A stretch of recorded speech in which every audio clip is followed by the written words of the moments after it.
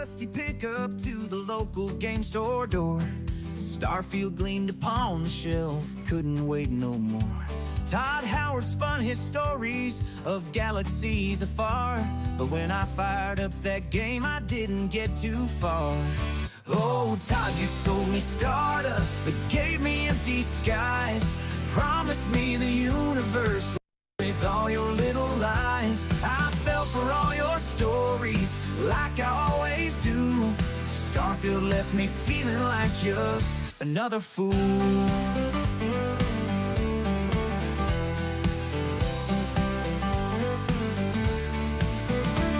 They boasted endless planets, each one unique and new. But after planet number 3, I'd felt deja vu. The critics didn't love it, gave it mediocre scores. Just another space misfire, echoed across the board. Oh, Todd, you sold me stardust, but gave me empty skies. Promised me the universe with all your little lies. I fell for all your stories, like I always do. Starfield left me wishing for a game that's true.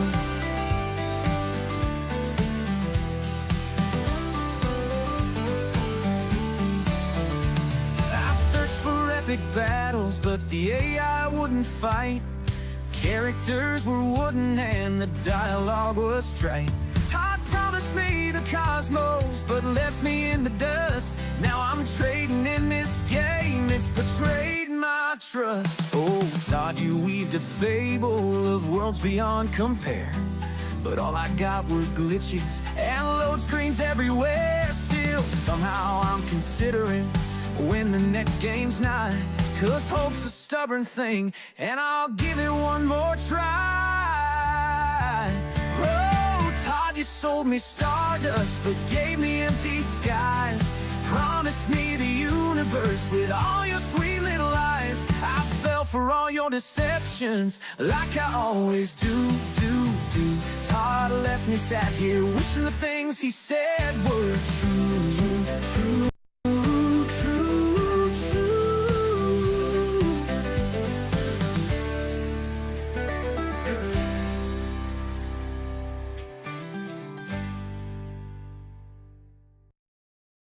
Time to play the game.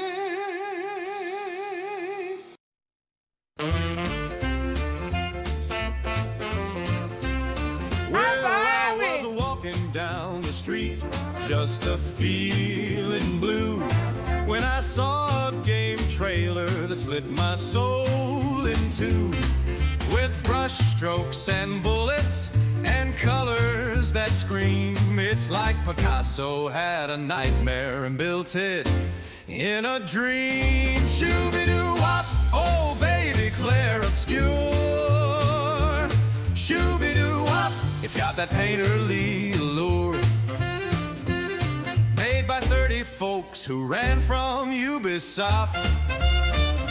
Now they're dropping bombs of beauty that'll blow your socks off. Shooby-doo-wop. They said, let's ditch the towers and forget those maps. No more stealthing through bushes or looting in traps. They took a canvas, dipped it in pain. Now it's got more heart than a French noir train. Snap, snap, snap, snap. There's no microtransactions, no battle pass blues, just existential dread in some real nice shoes. You kill with poetry and live with regret. It's the prettiest panic attack you've had yet. Snap, snap, snap. There's no microtransactions, no battle pass blues, just existential dread in some real nice shoes. You kill with poetry and live with regret. It's the prettiest panic attack you've had yet. Shooby-doo-wop, shooby-doo-wop, oh honey, Clair Obscur. Shooby-doo-wop, you're avant-garde, I'm sure. 30 rebels with a paintbrush and a dream, turning trauma into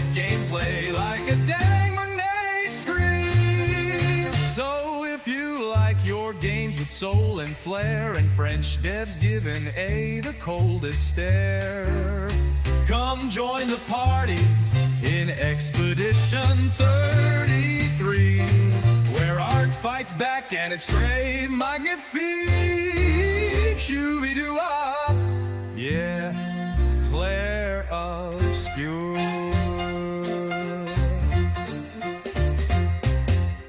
Welcome everybody. Clair Obscur, still rockin', still boppin', still bibbity boppity boopin'. You know it's true, because hopefully you've been playing it too. I don't know. Either way, I'm glad to have you. I'm glad to have you here. We've got some stuff we're going to talk about today. It's going to be a good time. Arc Raiders, for example, has its playtest launching today. So I think we're going to check that out because that actually is allegedly the probably like biggest direct competitor to Marathon at the moment. There was potentially another that we're going to talk about a little later. Because there was another extraction shooter that was in the works until it wasn't, that EA just shut down. So we're going to talk about that because there's plenty to dig into. X is still busted for me. I don't know what the deal is. I really don't. I've even tried doing like separate browsers entirely. No clue. For whatever reason, I have to like sign out. It's like a problem with my account. I don't understand it, but you know, it's probably a good thing because it just means that I am pushed out of being on there more frequently. So there you go. It's probably for the best. But we're here. We're rocking and rolling. We got stuff to talk about, which is the primary goal. You know, here we are. Thank you real quick to opening. Pause, loading. Real quick, thank you to Mr. Steal Your Kill. He gifted a membership like as we started. That's fantastic. Thank you for that. Cured Madness, thank you for the 5. I think it's very weird people are treating 33's QuickTime events are treated like it's extremely unique. Isn't it just Mario Kane RPG? donated $10 Similar, for Super yeah. Chat. What's up, Luke? What's Been up? wanting your opinion. Which did you like better between Metaphor and Expedition 33? Personally, at this point, and I mean, I've had a year to ruminate on Metaphor, so check with me in a year because my opinion might shift. But as of right now, I think I'm digging Expedition 33 more. It's also, the presentation is so freaking good. It's just kind of hard to compare the two. Like they're very, very different. Obviously, Metaphor is much bigger. It's much more vast, and it's just a ridiculously huge game. Expedition 33 is a huge game too in its own right, but they're just different. You know, like Metaphor is presented in this very slow, methodical, classic Atlas way, which is just it's very slow, extremely dialogue heavy, but yeah, Metaphor I'm really digging. I think I also, if I had to pick one like combat system over the other, I'd go with Metaphor, or with not Metaphor, with Expedition 33. I just love it, man. Getting hyped at all for Doom the Dark Ages? I am interested in it. Historically, I've not been able to play id Tech Bethesda Softworks games, mainly just because I get super motion sick. I don't know what it is, but Doom 2016 and Doom Eternal both, if I play those for more than like 10 minutes, controller, mouse, keyboard, big screen, little screen, whatever, I get super motion sick. Like I can't do it. It's miserable because I want to play the games, but my brain doesn't want me to, apparently. But I'm hopeful that this one, being a little bit slower, a little more even paced, I'll be able to get into it. But it's always been tricky because it's like you really want to play the game, but you just can't. Your brain is just like, no. It's really, really frustrating. Yeah, turn on motion blur. There's a way to get rid of like the head bounce and some other things you can do. I don't know what it is. I've heard other people, I looked it up, and there's people on Reddit and other forums that have had the same problem as me. I don't really know what it is. I think it's the motion smoothing, because you know how it's some of the movement can sometimes be like you're gliding on ice, like it's just really smooth and fluid, and then it swings back and forth as you bounce around the level. I think that might be part of what does it to me, but yeah, something in my brain just does not like it. I don't know why. It sucks because I want to play them. I see gameplay snippets. I'm like, oh yeah, let's do it. But my brain, once I try to do it myself, freaks out. It's like the only shooter I have the problem with. It's just id Tech stuff. Gunmaster, thank you for the sub with Prime. Thank you, thank you. Welcome. But yeah, Cured Madness, the quick time event parry things are acting like it's really unique. I think it's how integral it is, not just to like avoiding damage or blocking or whatever, but it's also because it ties into the build crafting. So you can build characters that just do ridiculous damage. Like, did I bookmark this? Yeah, look at this. This guy did over 1 billion damage in a single counterattack. What? I mean, I'm sure he's taken roulette. He's taken every single JCC little bitty thing, but still. $20 through Super Chat. Hey, Luke. Love the channel. Oh, thank you, JCC. Thank you. 20 is very generous. My goodness. But thank you, my friend. Heart. I heart that. Officially, I heart it. Thank you, my friend. But this is the kind of thing I love in games, is when you can break it to this extent if you know what you're doing. It's the same reason why I love like old school Stick of Truth. You know, South Park, the Stick of Truth. You get a bleed build, you stack 5 bleeds on an endgame boss and you one-shot him. I love it. Because if you take the time to carefully tailor your build, you can get to the point where it's this broken and busted. I love it. I love it. Yeah, this is what's called overkill. This is overkill, okay? That's what that is, but man. Yeah. I think it's in New Game Plus. I think that's where he got there. I don't think you get there in the base game. I don't know how you could possibly get there. What was the other thing I was trying to pull up?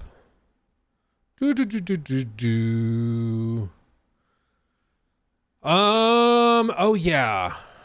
I figure we should also touch on this. Okay.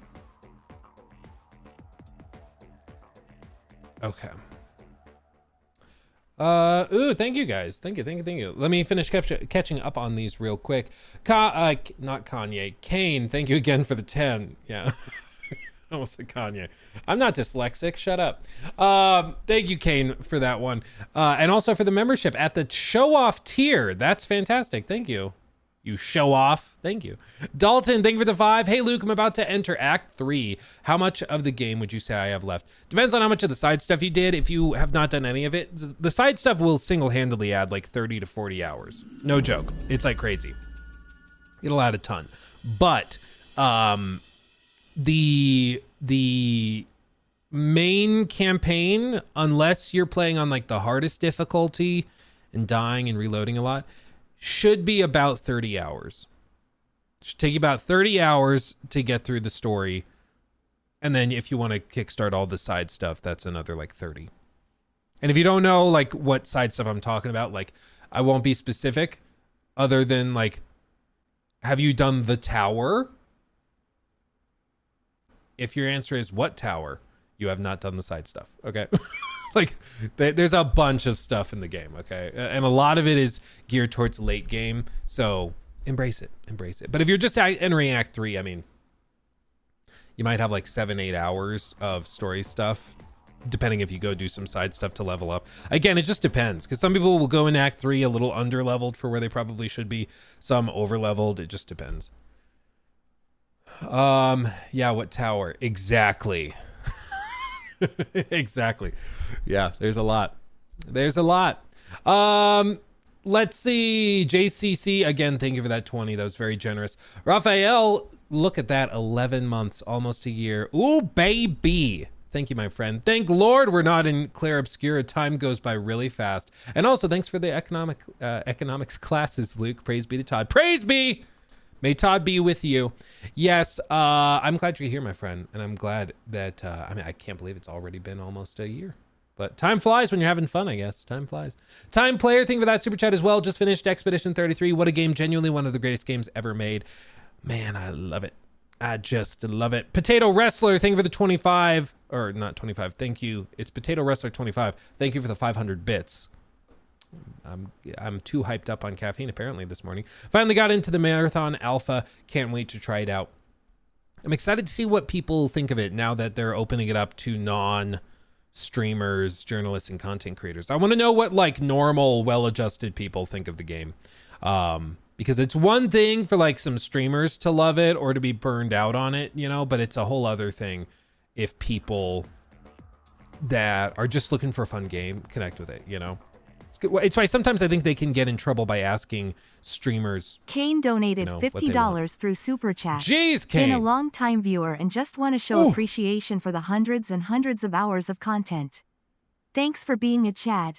Thank you, my friend. 50 is ridiculous. You're too generous. Stop it. Thank you, my friend, though. That's very, very generous of you. Thank you. And I'm glad you're here. I'm glad to have you. I'm sorry I called you Kanye. Forgive me, please. Oh, man. Oh, man. What a day. What a day. And we're just getting going, man. We're just getting going. We're just getting going. Okay.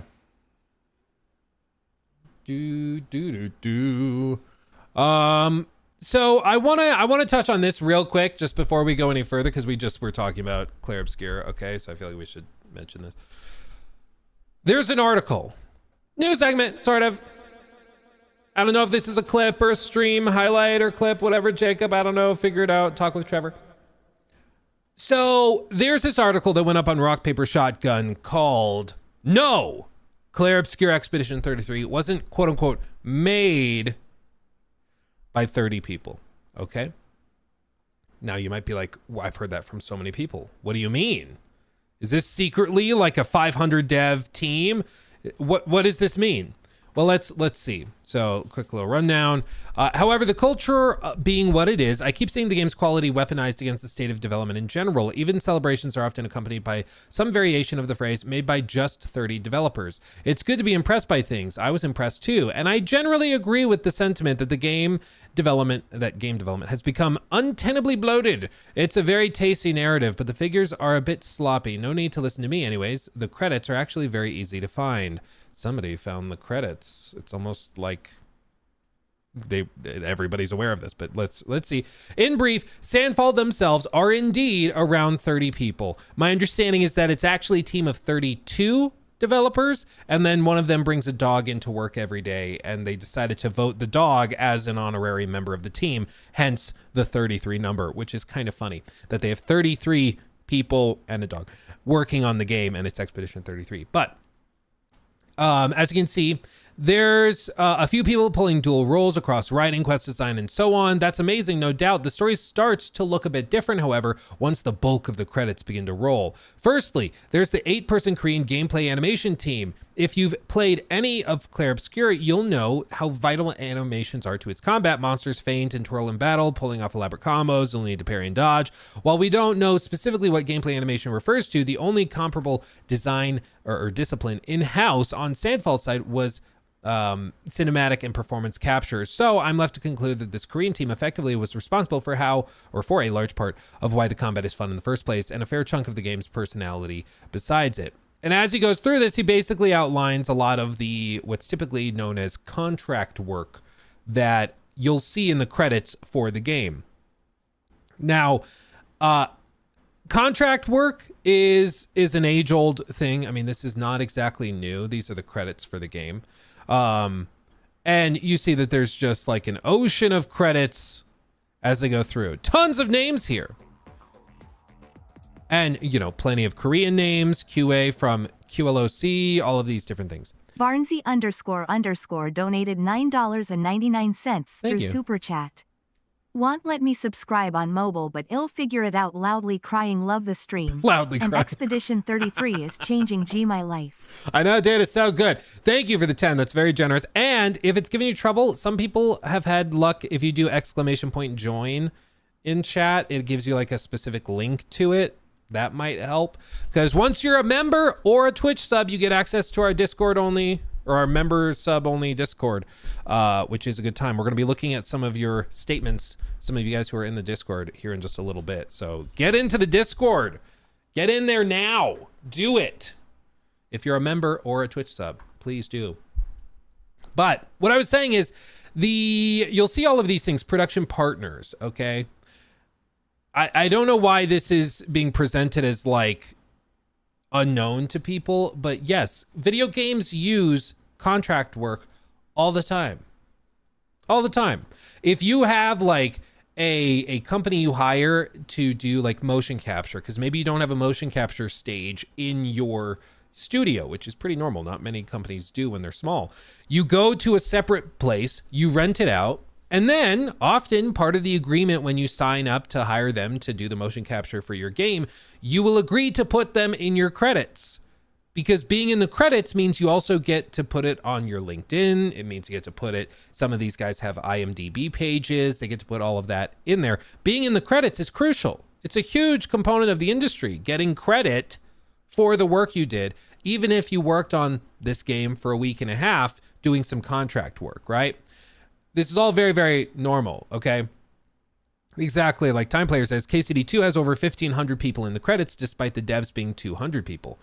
Exactly. Well, and it's why, like, if I work on it depends on where you cut it off, right? Like, if I work on a big critique that's 5 hours long, and I used some royalty-free music in the video, and that royalty-free music was produced by a company that has 5 employees. If I'm doing what a lot of these game companies do in the credits, where I put the names and the companies of everybody that touched the project, then they would end up in it. And you'd be like, oh, that critique wasn't made by Luke and 1 or 2 other people on his team. That critique was made by 85 people, which is technically true. Like 85 people touched various parts of it. But to say that the video was made by 85 people kind of misses the point, and I think is just as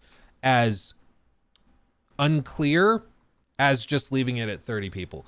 But again, I think most people are smart enough. Yeah, performance and compatibility testing. Most people are smart enough to understand this, that of course there's contract work that happens. Like, this isn't scandalous. Performance capture, you see all this. Like, I don't know why this is so confusing. Voice production and performance, English side in the UK. You can see they put all the voice director, the production assistant, production manager, casting. They put the audio manager, the head of post-production, all these people that work at this company, not Sandfall, but work at this other company. I think it's Side UK. And then you see Side London, Side LA. You can see all of these different people that worked on the game in that capacity, and it's like, yeah, these are the names. But again, to wipe it away and be like, oh, it was not made by 30 people, it was made by hundreds. It's like, okay, by that metric, Cyberpunk was made by like 3,000 people. Like, by that metric, Starfield was made by like 4,000 people, because Microsoft had their tech teams helping polish it. It's like, what actually is being referred to when people say it was made by X is the core developers on the team. If they hire a QA company to help them polish and hunt for bugs and stuff, that's great. That doesn't mean that magically now you get to dismiss the amazing achievement of 30 people, you know? It's like, it just doesn't follow that way. So yeah, AC Shadows was made by roughly 16,000 people. Exactly. Like, I understand, but this is giving off strong, well, actually energy. And I think it's just largely like also a no duh. Like, yes, they hired people to help them. That's true of anything. But if I am working on a game and I go to Chick-fil-A and I put the names of all the Chick-fil-A employees that made my meal that I ate while making the thing, That doesn't mean that Chick-fil-A helped co-produce the thing I was making. You know, it's like, yeah, yes, they did help in this indirect way, but what we're really interested in is the core development team, the core people that were directly involved, that were making the decisions and actually designing it. I'm glad that they gave credit to the contractors. I'm glad they gave credit to all of that, because that does help those people throughout their careers. But this is kind of one of those articles where you see it and you're just kind of like, okay, yeah, I know technically, yeah, more people touched it, but I don't see what your point is. You know, I don't get it. But I figured we should touch on that because I saw a couple people reference it in the video we did yesterday on Clair Obscur. They're like, actually, Luke, I saw an article that said it was basically made by like 600 people. So I feel like this isn't really accurate. It's like, okay. If we're going to really stretch it to that point, okay. Whatever.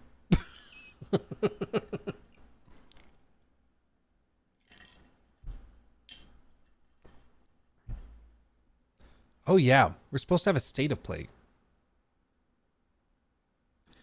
at 3 p.m. Yeah. I guess we could touch on this real quick. This whole thing. Where's the video? There it is. Okay. Real quick. We'll touch on this. News segment. So something interesting happened yesterday. This is actually quite funny. You guys know Randy Pitchford? You guys know him? He's like the guy behind Gearbox, behind Borderlands. Big head honcho over there. And he's been around forever, but he also wanted to announce some exciting news about Borderlands. And he did it by filming this little video. And what's funny is he posted this video like an hour early because he mixed up the time zones, which is like, it's something that YouTubers have done. I remember, I think it was like 2 years ago, there was like a review that, I forget who did it, but one YouTube reviewer, well-known YouTube reviewer, posted his review at like 11 a.m. Pacific time, but the embargo actually lifted at 11 p.m. Pacific time. So his review just launched 12 hours early just because he mixed it up. And like when you hit the schedule video or schedule post, he clicked the AM instead of PM, and it happens. Time zones are tricky, but he did this. He posted it too early. It started going viral. He waited an hour, reposted it. But basically what he had to say was this. We'll let him say it himself because it's interesting. And there's people putting tinfoil hats on their heads. I know, shocker, right? But we're going to watch it. Let him explain himself because it's kind of interesting. Plenty of conspiracies to be found. Cupcake Bliss donated 13 Canadian dollars and 99 cents through Super Chat. Was excited for Indiana Jones and finally bought the game for the PS5. I find the game so boring to play and it's frustrating that you can't skip cutting scenes. Yeah, I mean, it is a little slower, more methodical. I think it picks up a lot once you get to Egypt, frankly. So it starts slow because I've felt that too. It starts kind of very, very slow. But yeah, once you get to Egypt, it picks up a lot.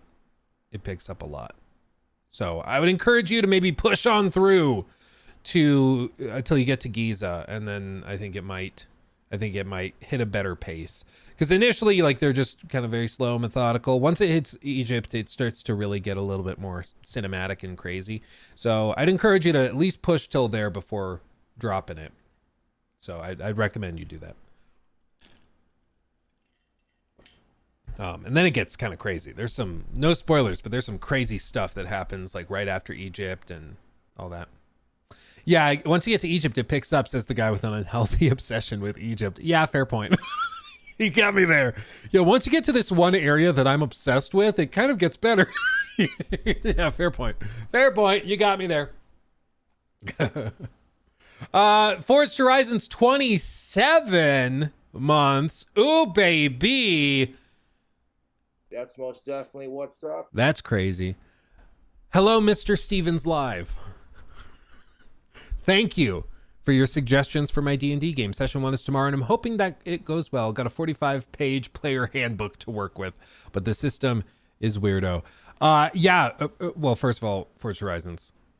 Thank you for 27 months. That's crazy. Secondly, yes, Forged shared in our members-only Discord that he's working on a very interesting custom campaign for D&D, and he asked some of us for ideas for like side quests and stuff, and we threw them out there.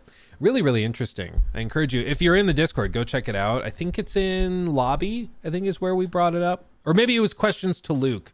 Ask Luke questions or whatever. But yeah, it's very, very interesting. It seems really interesting. Okay, and then, yes, the Insanity Pepper, the 5-minute documentary that includes a clip of Terrence Stamp saying, "Kneel before Todd." Great sound clip. I remember that in the making of documentary. Yeah, we'll look at that here in a few minutes. I've got it pulled up, so yeah. He looks 60, but younger with that hairstyle. Yeah. Yeah. Okay, you ready? You ready? Okay. So, explain yourself, Mr. Randy. What news have you for us today? Hey everyone, it's Randy at Gearbox, and I told you I would have some news for you today about Borderlands 4, and I do. It's not the news you're expecting. No. It is about the launch date. No! And I know what you're thinking. You're thinking No, that no, at no no. point has there ever been a game that's announced a launch date and then later had to announce that the launch date is changing. But I wanted to be the one to tell you that the launch date is changing. I know we promised that Borderlands 4 would come at the end of September. And the team has been working very hard, and everything's going great, actually. In fact, everything's going kind of the best case scenario. The game is awesome. The team is cooking. And so the launch date for Borderlands 4 is changing. We're moving it forward. The launch date is now September 12th. What? This never happens, you guys. This never happens. We're moving the launch date forward. You're gonna get Borderlands 4 earlier. Yes, and I know a lot of you are wanting to learn more about Borderlands 4, and so I've got some other exciting news. Check our partners with Sony PlayStation and 2K. We've got a State of Play coming up imminently. Check those channels for details. It's gonna be awesome. We show you more about the game than you've ever seen before, and we are pumped. So, from me to you, Borderlands 4 is launching earlier in September, and you can see more about it very, very soon at this PlayStation State of Play. Cheers. Wow. They're moving it forward, ladies and gents. Notably, this was previously set to release the same day as Marathon on September 23rd, I believe it was. And they're moving the date forward. Wow. Wow, like a week and a half earlier, roughly. It's a sign of confidence, for sure. And I told you guys back, you remember when Kingdom Come Deliverance 2 moved the launch date forward by like 2 weeks? And it was interesting because like we were supposed to have, I think it was Avowed, KCD 2, and Assassin's Creed Shadows, and like Civ 7, all within like a 3 to 5 day period. It was insane. And then KCD 2 moved forward, AC moved back, Avowed stayed where it was. And it, they each got their own breathing room. But I told you guys back when KCD 2 announced they were moving the release date forward that was a sign of confidence. And we saw how much confidence that signaled to players. They were like, oh, geez, they're that confident. It's that polished that they're moving it forward. They don't need extra time. Wow. And I told you that there would be other studios that would take note of that thing. They might even start announcing their game for later and then intentionally moving it forward to signal that it's more polished, because all of these things matter. All of these perceived things matter. And in this case, I think it likely is twofold. Randy has come out after this. It was funny. In the initial post he made early, he said, we had to move the release date for Borderlands. He said, we had to move the release date for Borderlands. And it was like, why did you have to? So people started to infer, oh, it's got to be GTA 6. It's got to be that because they're owned by Take-Two, the parent company of Rockstar as well, Gearbox knows when GTA 6 is coming, so they've had to move the release date because of Let's think about this for like 10 seconds, okay? They're owned by Take-Two. Internally, Take-Two has had the launch date for GTA 6 set for probably a year and a half, 2 years. They've been saying for a while they're targeting the end of 2025. And internally, I'm sure they've been looking at like late October, early November, probably late October. So it's not like this was a surprise to them, okay? And launching September 23rd, GTA 6 is expected by industry analysts and like investors to be coming out at some point in like late October, early November. Over a month, like, is fine. Like, that's plenty of time for Borderlands to stand on its own. So moving it forward by a week and a half doesn't really do anything. So I don't think it's GTA 6. I don't think any of that stuff is affecting this. I don't think that this is like GTA 6 is actually moving up, or they just realized they're launching within a week of GTA 6. No, they're owned by the same company. No. Okay. More likely what this is for one, the KCD2 effect. They saw how much confidence it instilled in players by moving the release date forward, because it did. I covered KCD2 a lot, and a ton of the feedback I got and saw from our community was just how comforting and reassuring it was to see the devs so confident that they moved it forward. That speaks volumes to polish, to quality, and their confidence in the product. So I think that that's one piece of it. The other piece of it, let's be real, probably Marathon. Probably. I know we meme on Marathon at this point because I think it's being released too early, and it just, I think it needs like another 6 to 12 months, frankly, in my humble opinion. But it's a Bungie game. It's a Bungie game. Bungie is massive, okay? And if you can avoid launching your first-person shooter next to another massive first-person shooter from a very accomplished team, you should just do that. And so I think they were like, we could go head-to-head against Marathon. Why not? Like, we could. And probably I think Borderlands would do just fine against Marathon, because I think Marathon is going to have its own fair share of troubles. But why risk there being a potential competition? Maybe Marathon comes together in the last 5 months and ends up blowing people away, and it does really, really well. Even if the odds of that happening are 5%, 10%, why risk that when you could just move the date forward and gain the benefit of reassuring the audience and the community that you're so confident in your game that you're going to put it out early? Why risk it when you don't have to, Like, why risk it? You just don't have to. It's Sony that begged Take-Two. Well, you remember we were saying just a few days ago on stream, like on Monday, we were saying that they might know something we don't. I was like, why would they announce Marathon on the same day as Borderlands? It seems like such an unforced error. Like, why do that? Maybe it's just hubris. They think, yeah, no, we can take on Gearbox, whatever. Maybe that's what it is. Or maybe they know something we don't. And maybe they had already heard rumblings and they knew that Borderlands was going to be moved up. Because bear in mind, guess what's happening? Guess what's happening later today? Where'd I put it? Yeah, right here. The Borderlands State of Play. PlayStation is the official, marketing partner for the game.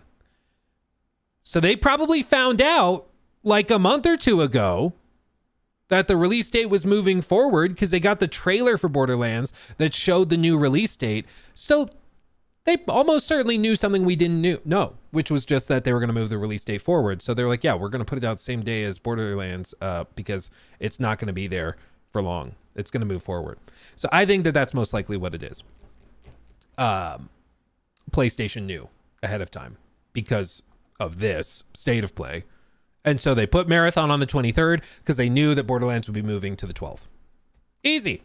Again, the explanations that are simpler tend to be the right ones. It's not some big brain tinfoil hat conspiracy. It's just that they saw the trailer because they're about to do the State of Play They knew the release date for Borderlands was moving, so they put Marathon on the 23rd instead. Easy money. Now, having said that, it's, some people in chat are saying like, oh, they might have just gotten paid or something. Maybe Sony paid them to move the Borderlands release date. Maybe, I mean, frankly, I think if they had said no, Borderlands is staying on the 23rd, they would have put Marathon out on the 12th, and they would have just swapped it. I think really what it is Sony is just out of time on Marathon, and they're just like, get it out the door. That seems to be the common thread. Everybody who has spent a lot of time in Marathon agrees it needs a little more time in the oven.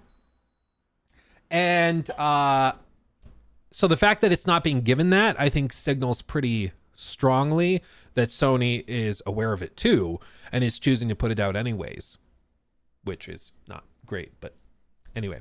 Yeah, Borderlands 4 is getting its own state of play later today at 3 p.m. my time. So in like a little over, 4 or 5 hours, whatever it is. It's 2 p.m. Yeah. So it's coming. It's coming. We'll find out more. Maybe we'll do another little segment later. And we'll talk about it once we get that look at the game. But I do think that this actually could be pretty large. My guess is they're going to be throwing so much money into Borderlands marketing. It's going to blow your socks off, because they did last time. Do you guys remember E3 2019, the last E3? It was the one it was the one I went to. I only ever got to go to one E3 event. And is this a good geek culture? Is this a good demonstration of it? We have Iceborne show. Yeah, Bethesda. They had a bunch of Fallout 76 stuff. 2K. They had a huge stall, a huge thing for Borderlands. Like, this doesn't do it quite enough justice, but all of this is Borderlands 3. All of it. They straight up rented like a solid 20% of the show floor for Borderlands. So whatever they're going to do for Borderlands, I guarantee you there's going to be a flood of marketing. Way more marketing, it seems, than is even happening with Marathon. They're just going to throw money at this thing. They really are. And it might, end up doing, helping it out a lot. Because Take-Two is expecting Borderlands 4 to do really, really well. And then they're expecting to also have the 1-2 punch with GTA 6. So they're expecting just a crazy, massive year. And they've got the money to spend on marketing to prove it. So we'll see. But interesting little update for Borderlands. Moving the date forward, getting away from Marathon, and getting its own little bubble, which I think is good for it. And they're going to have a showcase here in just a few hours where we're going to find out more about it and see what it's like. So buckle up. I hope it's fun too. Yeah, and they have Mafia coming out. Yeah. Mafia, I'm guessing just because of how they've presented it so far, is probably going to be like, they're going to rely a lot on word of mouth on that one. I don't get the vibe they're marketing that super heavily. They're doing a trailer drop at PAX, they said, and then they're going to do a panel interview at PAX.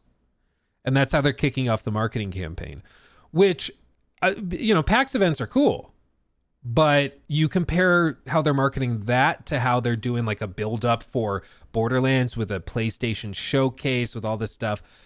The difference in budget for marketing is obvious. So I'm guessing for Mafia, like, they'll probably have it at Summer Games Fest. They'll probably do some previews there. They'll do a gameplay trailer. They'll do more traditional stuff, but I don't think they're going to go crazy.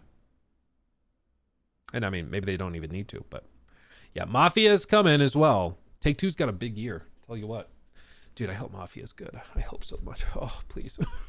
Please. Thank you for the 2, Will. Borderlands 4 trying to avoid GTA release window.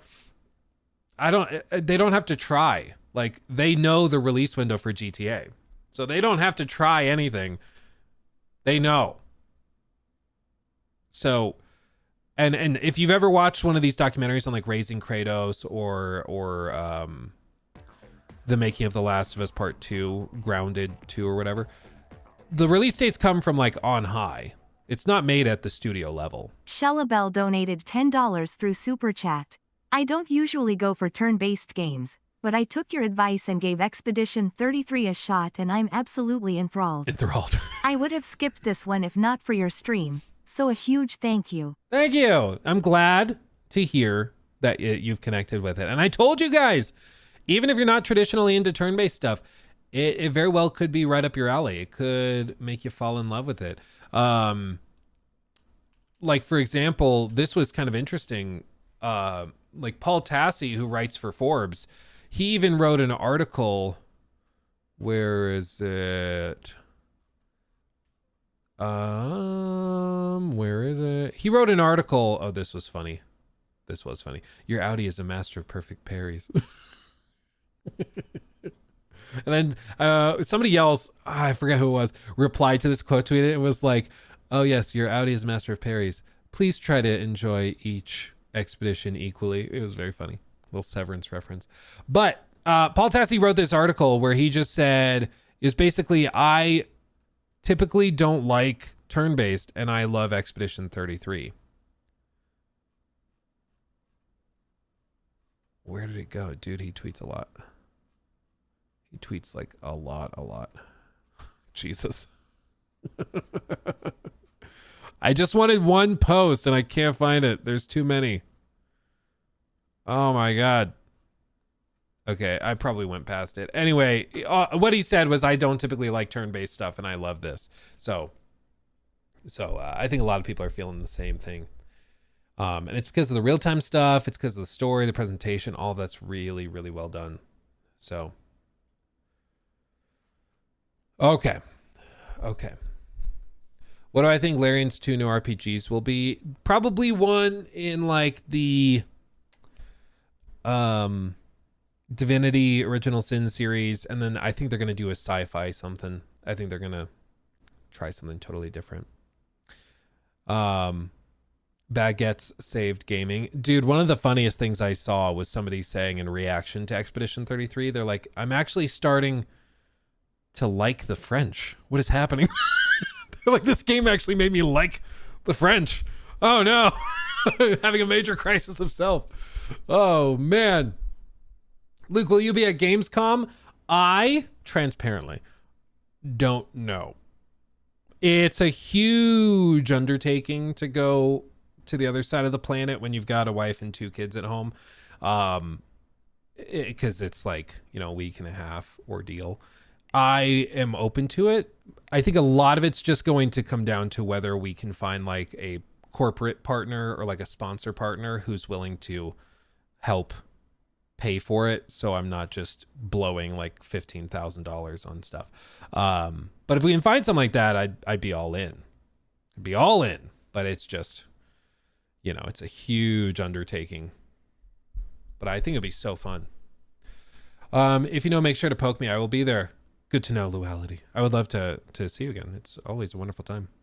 Luality, people ask. Luality, I don't know if you realize this. Somebody came into stream the other day.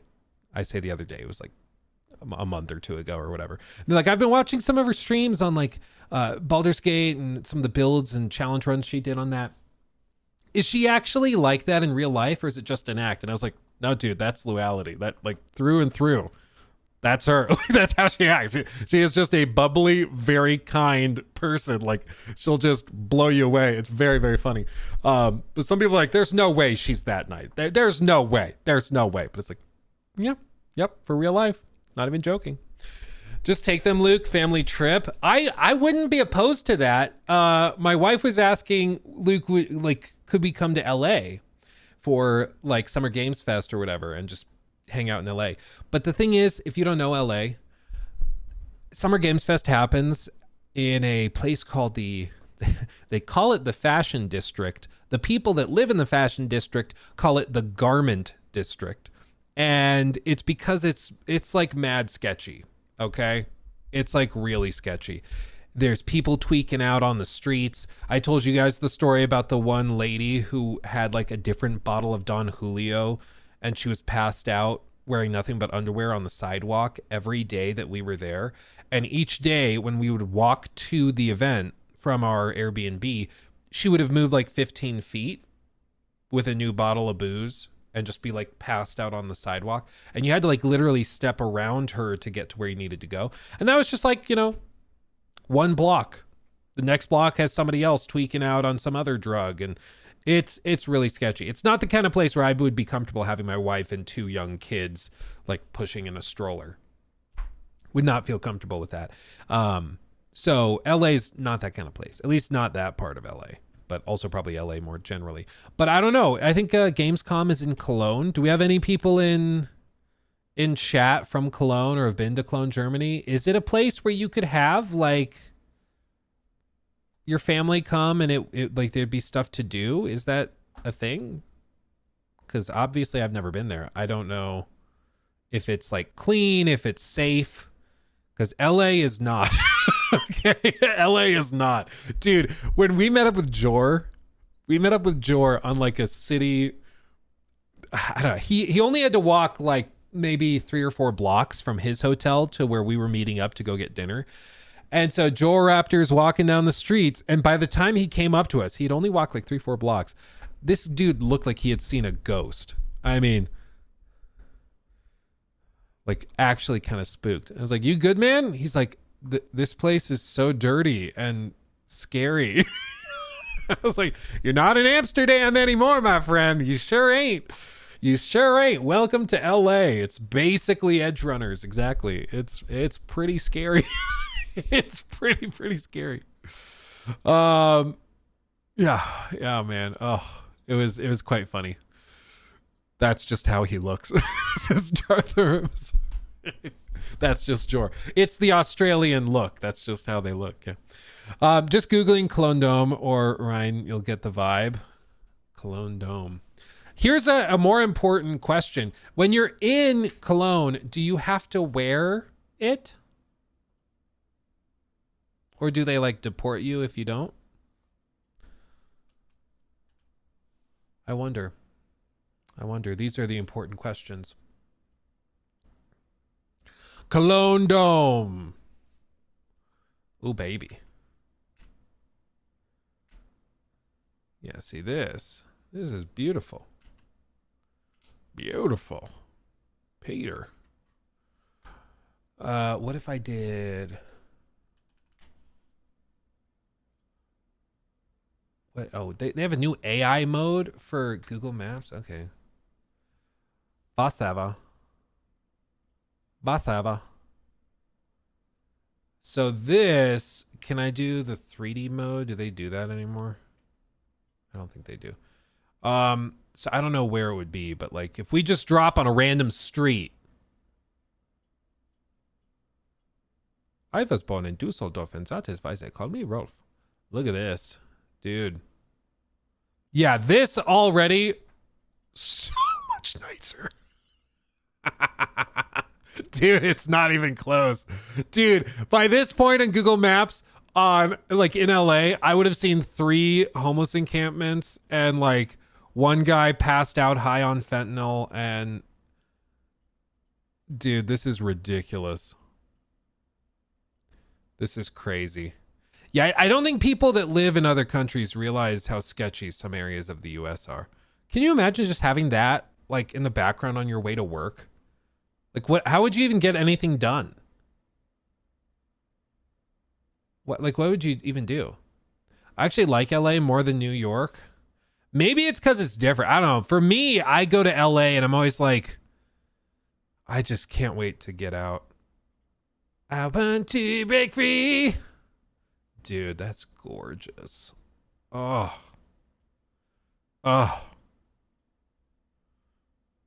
at that. Look at that. Randstad. Deutsche Bank. You have to say it like that, don't you? Deutsche Bank. The Biergarten. I think you have to. Otherwise, like, they don't let you stay. I think those are the rules.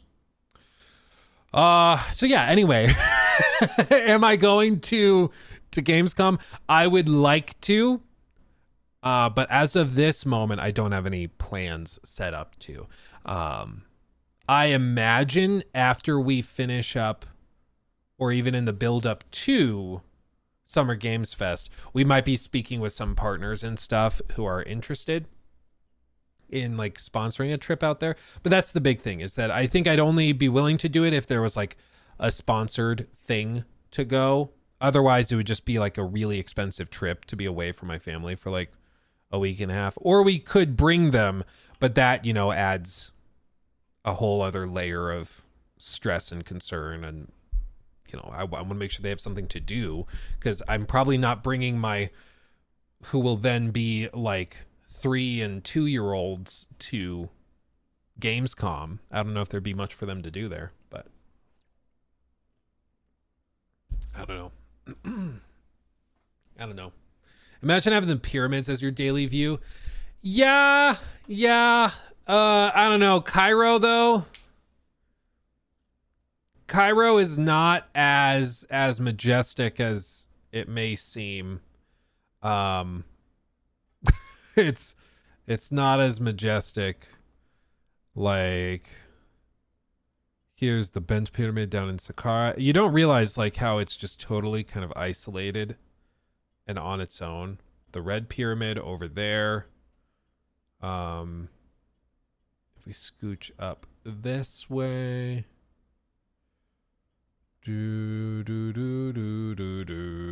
Went way too far.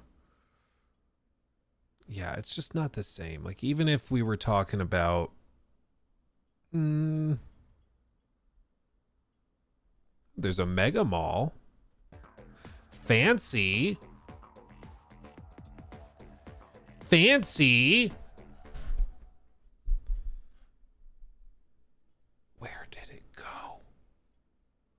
Where did it go? Rachel. But yeah, I mean, even if we just do this right here, there it is. I just needed to zoom out. So here are the Great Pyramids and stuff. Like, this is a highway right next to it, okay? Like, looks like LA. It's all just very hidden. Like, you don't realize that one of the most incredible architectural achievements in the history of humanity is like right over the hill. But if you zoom out, you know, just over here. Oh, there it is. You know, it's just crazy how different it is. Just based on where you're at. Like, it's just a very different thing. George's dream vacation. I don't know. I've seen those videos of people that go and like tour the pyramid complex and are just overrun with scammers and people. Like, it's sketchy as hell, dude. They'll run up to you blowing whistles and basically claim they're the police and that you have to come with them. And then they kind of like low-key kidnap you and lock you in a room until you give them money. It's like horrifying. I don't know, you have to have a guide, somebody who knows what they're doing. Oh yeah, Baluxi, yeah, they're doing great. They're having a good time. Rocking and rolling. We're gonna go on a little family vacation next week. So streams will either be at different times or we'll just be doing a lot of live channel segments that I'll film from the hotel room. But yeah, we're gonna take a little family vacation through the middle of next week. But it just means we're going to be loading up on content and trying to get ready for that. But it'll be a good time. It's important to take moments with the fam, you know? It's important. Let's see. As someone who never played a turn-based game, what should I play? Baldur's Gate 3 or Clair Obscur? They're very different. I think personally Expedition 33 will be easier to get into if you've never played a turn-based game, because Baldur's Gate is full-on D&D. Like, Baldur's Gate is way more complex. So it's probably easier to get into Expedition 33, but Baldur's Gate is also, because it's based on D&D and it's very well done, it's also phenomenal. And so you like, I don't think you can go wrong. So maybe just pick the one that you seem more narratively interested in. If you're really interested in like the fantasy classic D&D settings of Baldur's Gate, go that route. If you really think the story of Expedition 33 looks interesting, start there. Either way, you should play either one, but they're both fantastic. I do think Expedition will be easier to get into if you've never done anything turn-based, but they're also very different styles of turn-based combat. So, yeah.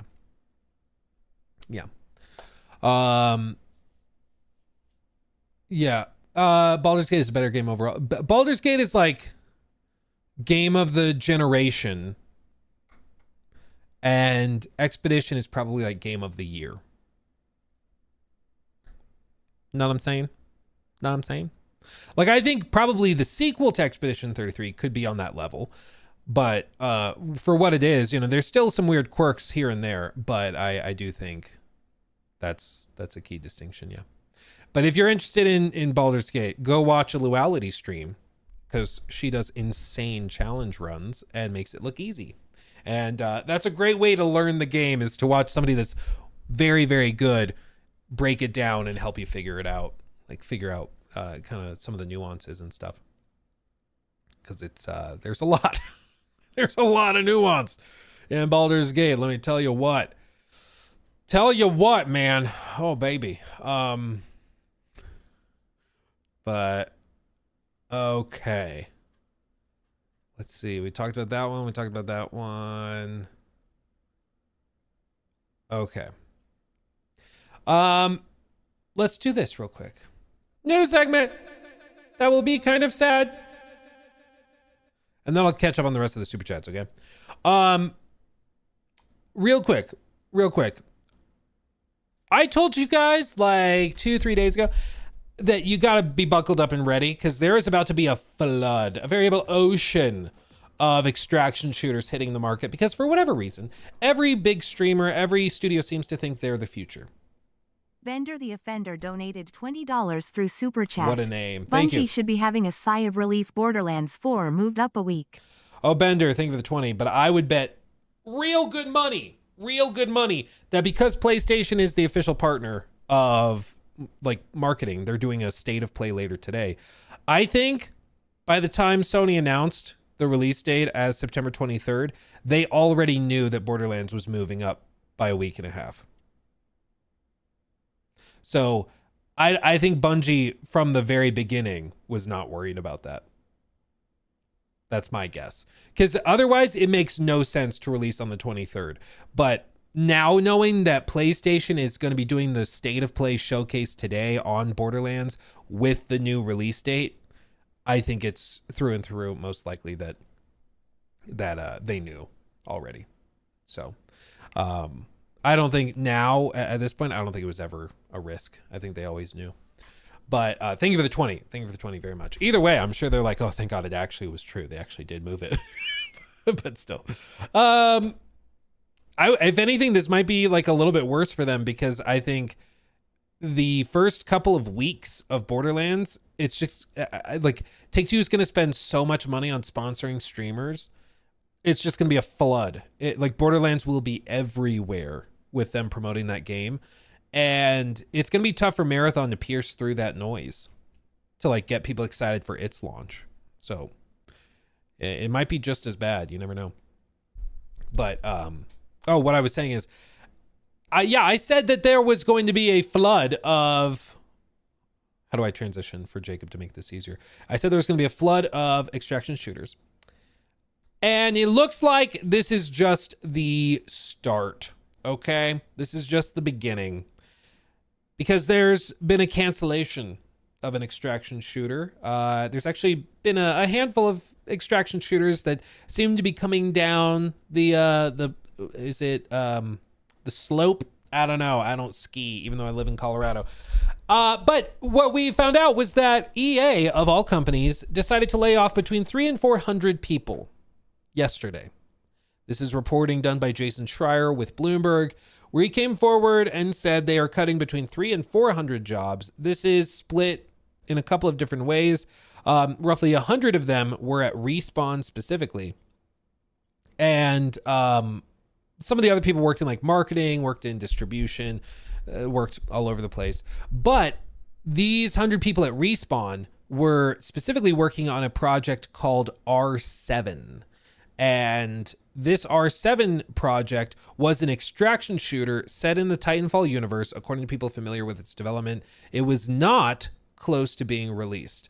In a post on social media, Respawn said it, quote, made the decision to step away from 2 early stage incubation projects and make some targeted team adjustments. The other project referenced in the statement was canceled earlier this year. Effectively, what they're doing is they are canceling those early projects and they are doubling down on Apex and the Star Wars Jedi series.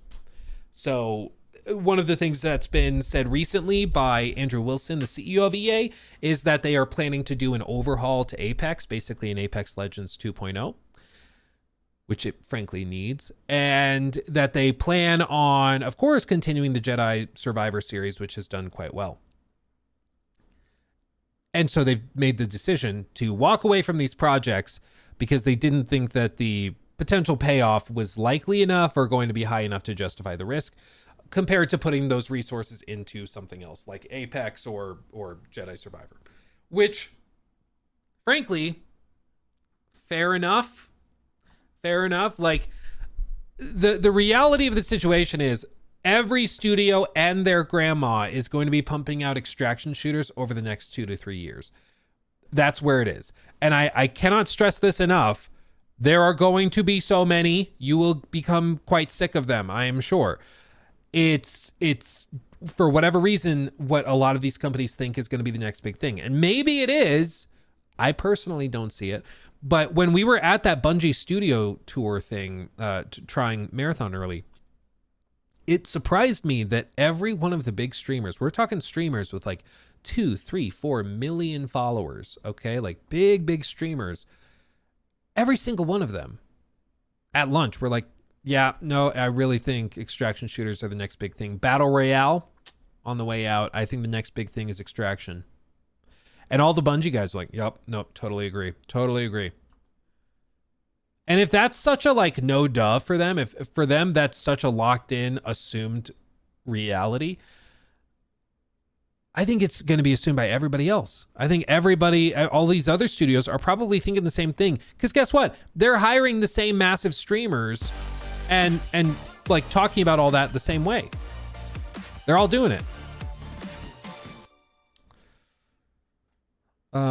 Is it going to read it? Mature Shrimp _ 04 donated $10. A little off topic. How do you feel about Ghost of Yote handling the story in a non-linear way, which is very similar to AC Shadows, instead of the linear format they used for the first game? Any worries about them not being... I was trying to pull it up so I could read the whole message. Come on. Oh, it's not. As for Ghost of Yote handling things in a non-linear way, I think it's going to be structured somewhat similarly to AC, but also Far Cry, like Far Cry 5, if you think of how they kind of set that up where you can tackle each of the targets in your own way. I think it's going to be similar to that. You know, I'm open to it. I think that the most fascinating thing about the Ghost stuff, just Ghost of Tsushima, Ghost of Yote in general, is that people really have a lot of rose-tinted glasses with it, and they forget some of the big things. Like back when Ghost of Tsushima launched, it's a great game, but people kind of forgot that it also was heavily criticized because it played so similarly to Far Cry. People are like, yeah, it's Far Cry mixed with AC, but prettier. It was like a major complaint people had at the time if they were critiquing it. Some people gave it 10 out of 10s, but it was like the people who were more critical on it said that about it. And like Ghost of Tsushima's Metacritic is not as high as you would have like expected.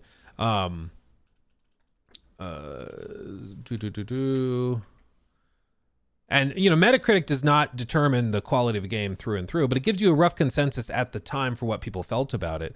And you know, it was sitting at like 83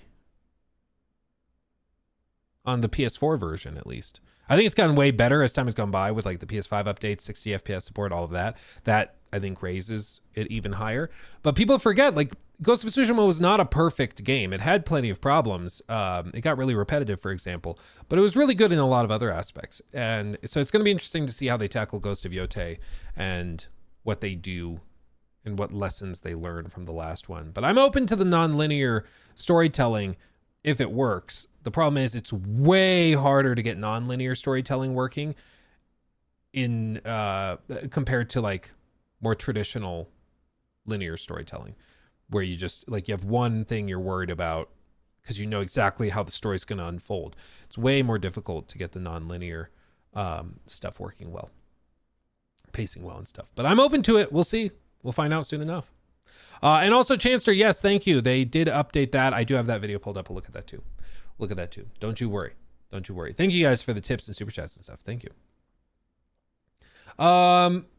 Let's see. Just Fiefs says on Twitch, I think the problem with most of the extraction shooters coming out is that they all look too fast-paced and don't realize Tarkov was successful because of the slow burn and the intensity and hardcore feeling of the gameplay.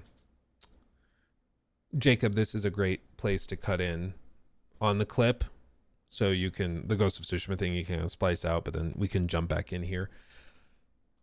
I agree that that's why Tarkov was successful, but here's the bit. Here's the piece, okay? Here's the thing. These companies think that there's a market for a casual extraction shooter on console. That's why PlayStation's interested. That's why EA was interested until they just canceled this. It's what I'm sure Ubisoft is probably working on 15 extraction shooters at the same time, because that's kind of how they do it. There's a belief that there is a market for console-based, more casual extraction shooters. Whether that's true or not, I don't know. I don't have the data that they're looking at that makes them believe that. But basically, like, you remember how when Destiny came out, and it's like, yeah, it's a first-person shooter that mixes in some of these inspirations from like MMOs and these big, like, always online, living, breathing live service games. And at the time, a lot of people were like, this is stupid, this will never work. And then it kind of created its own genre. Now, a lot of these companies think that there's a place to create a new genre around a more casual extraction shooter that's living and breathing, that will appeal to console gamers, where Tarkov is pretty much exclusively PC players. Hunt, like, same. I think Hunt is on console and stuff, but you know, the vast majority of players are playing on PC, and that I think they believe there is a market there that has not been tapped into, and a lot of those players don't even realize that they want that yet, which I think is the big thing, is that a lot of these companies think PC gamers didn't realize they wanted Tarkov until they had Tarkov.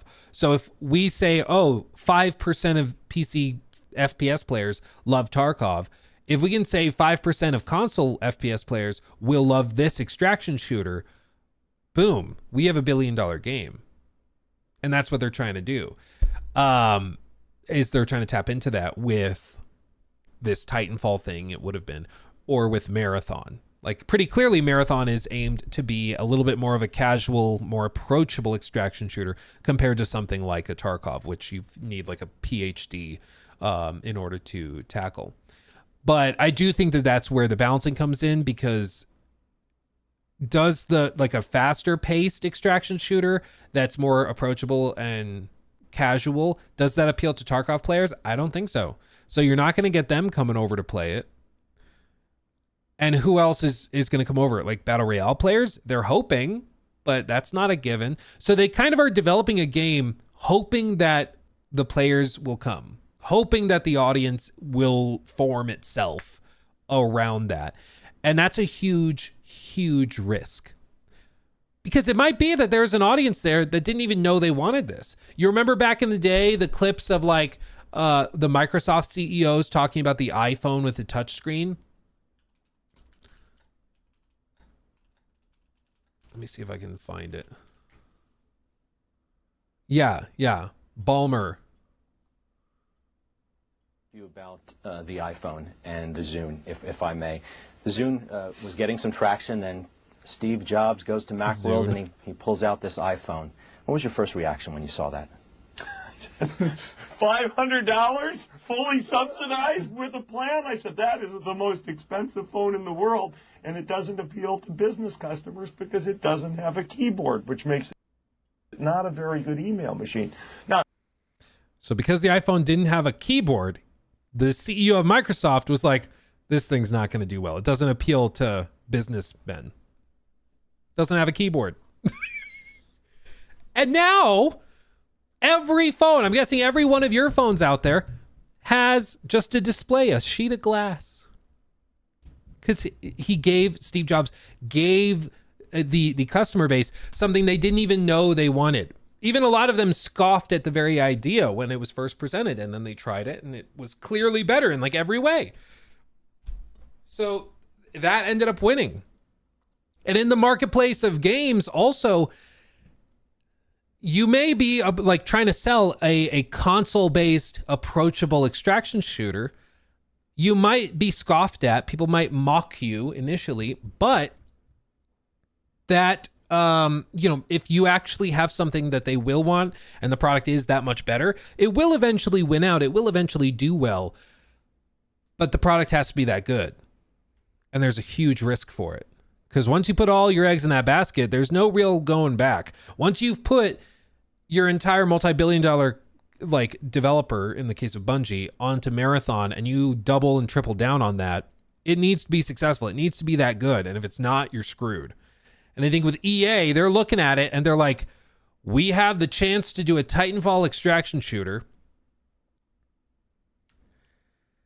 And we don't even know if the market exists. It might, when we put this out, they might come and we might build our own massive thing and be the first to do it.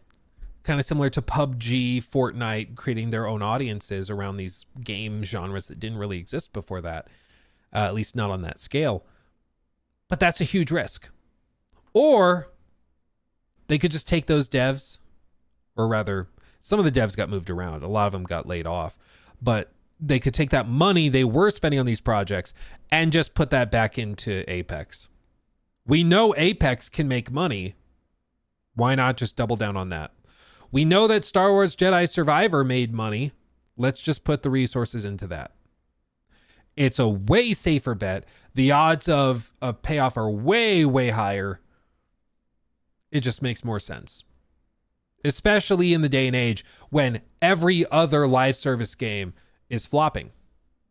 This is why with this, can we please stop trying to make everything an effing extraction shooter? When did we stop making regular ass games? You can still shove your dumbass stores and battle passes. Stop chasing trends. But this is the thing is, I think they are starting to stop, which I realize is a weird way of phrasing that. But I think the brakes are being pumped on a lot of these projects because they realize, hey, if we put 8 or 9 out of 10 of these out and they all lose $200 million, like 90% fail rates, not great. Really not great. And the thing is, like, if you understand odds, if something has a 90% chance of failing, you can look at it a couple of different ways. You could look at it as, hey, after 10, I'm almost guaranteed to have a success. So let's just keep doing it until we have 10. But you also can realize if you have a 90% fail rate, that means every single time you roll that dice, you're losing 9 out of 10, possible times. So even on that 10th roll, it's still overwhelmingly likely to fail. Overwhelmingly likely. You would not invest anything if it was a 9-1 odd of losing money. And not just a little, all of it. Okay. Hundreds of millions of dollars. But for some reason, it's deemed acceptable in this context. I posted this to X, which is still busted, by the way. I don't know what the hell is going on.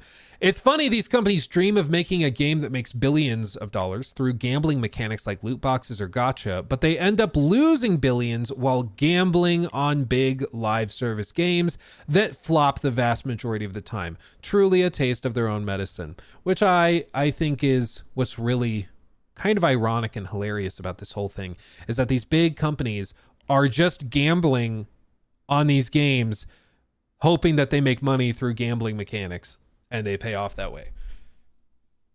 And so for them to lose so much money is kind of beautiful in a way. But I also think that it's a little sad and tragic because it's not the executives who get punished when these projects flop. It is the devs who just were working their normal jobs, who were working their butts off, doing the best work they could. And then they suffer as a result of this. They get laid off. They get screwed, even though they didn't do anything wrong, which is really sad. But that's just where we are. Let's see. Doesn't this trend show that people want older style games back? Well, there's a lot of players that... okay. I think that we're talking about two different groups of people, okay? The types of people that are playing Tarkov, that are playing Hunt Showdown, that are playing Destiny, that are playing Call of Duty, that are playing Fortnite, those players are in this circle over here. They're in this bubble. And then there's a different bubble of players that like single player games, that like Expedition 33. And there's a little bit of overlap in there. Sure, like a little bit. But it's not as much as some of these companies, I think, make it out to be. You know, you have like the single players. I mean, realistically, it's more like this. Single players. And then you have the live service players. Live service and single player. There is a little bit of overlap. There are some people that do both, at least in a significant way, where they spend a lot of money on both sides. But the way a lot of these companies think, and this was the big blunder that PlayStation made, is they thought that all these single player gamers could also be brought in if they made a game that was like in a genre or in a franchise that they liked. Oh, you play The Last of Us Part 2. You liked that game. Okay, what if we make them release a live service game? And you get an always online live service Extraction Last of Us game instead of like The Last of Us Part 3 or The Heretic Prophet or whatever. A lot of like Last of Us players were never going to play that because they're just not interested. It's not their style of game. Because again, these live service games, they're not successful if you play 20 hours. They only work if you play 100, 200, 300 and spend a lot of money on cosmetics and stuff. That's when they work. That's when they pay off. But single player gamers don't do that. They're playing too many games. They're trying a bunch of different little stuff. They're different groups of people. So like the people that wanted Titanfall 3, I don't think we're magically going to pour a ton of money into the Titanfall extraction shooter because it's not the game they wanted. It's not the game they were interested in. It shares a similar coat of paint, but they're different. They're just different. You know? So it's just, and this is why the potential of like a console-based extraction shooter could be really profound, because that is a new audience and they could find a new group of players that previously was not tapped into. But often a lot of these games are fighting over the same number of players. They're fighting over the same 10, 20 million players. And those 10, 20 million players already have their favorite live service game that they've poured hundreds of hours into, thousands of hours into, that they've put a lot of potentially money into cosmetics, into specific stuff. Like if you grinded out a bunch of ranked seasons in Apex and you got the heirloom shards and you got these really cool custom animated things and whatever, knives or whatever it is. I don't remember the name of the weapon that like Revenant uses. But anyway, scythe maybe. Anyway, if you've grinded out hundreds of hours and you've spent tons of money on that game, it's way harder to pull you away from that to go try a new battle royale that's similar to Apex that Ubisoft just made. Unless Apex is like really, really blowing it, which they seem passionate about, you know, trying to get there. But still, it's very tough to pull players away from the live service games that they've poured a ton of time and money into.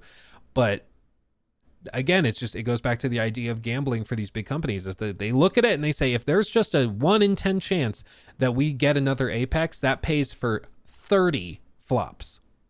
And that's why they keep rolling the dice. But eventually the money just runs out. Yes, technically, if you if you have like a 10% chance of winning a jackpot, if you go into Vegas or, you're rolling on the craps table or playing roulette and you bet it all on red or whatever. If you had a 10% win rate, eventually, if you keep putting money down, you will eventually win. And if the jackpot is big enough, yeah, you will end up ahead. The problem is some of these companies, they're running out of money before they win. And at some point, you have to pause and go, at what point am I just doubling down and like falling victim to the sunk cost fallacy? Where I'm like, well, I've already tried 15 flops. I got to keep trying it again. And like at some point, you've got to just accept, okay, we got to go for something safer, something that makes more sense. What are we doing? So I just think it's really unfortunate that so many people who I'm sure are incredibly talented lost their jobs because they didn't do anything wrong. They were just working on a game that they were asked to work on. And then EA just now realizes, hey, our extraction shooter, we saw people weren't that amazed with Bungie and their marathon shooter, and maybe their marathon or maybe their extraction shooter with Titanfall was going to play fairly similarly to Marathon or to Tarkov or Hunt or whatever. And they're like, if the reaction is not overwhelmingly positive for Marathon, it's not going to be overwhelmingly positive for ours. Let's not risk it. Let's just move on. Like, you just never know. Realistically, these decisions were made well before Marathon was even revealed recently in whatever that was, really early April. But still, I think that all of this is building into the broader narrative. These companies are realizing that gamers are much pickier when it comes to live service games than they used to be with single player games, where they would try something that was 8 out of 10. But nowadays, if you're launching a live service game, it basically needs to play like a 10 out of 10. Otherwise, they're not going to put the time into it. And that's way harder to achieve unless you're just pouring billions into something like GTA Online or hundreds of millions into something like Marvel Rivals. So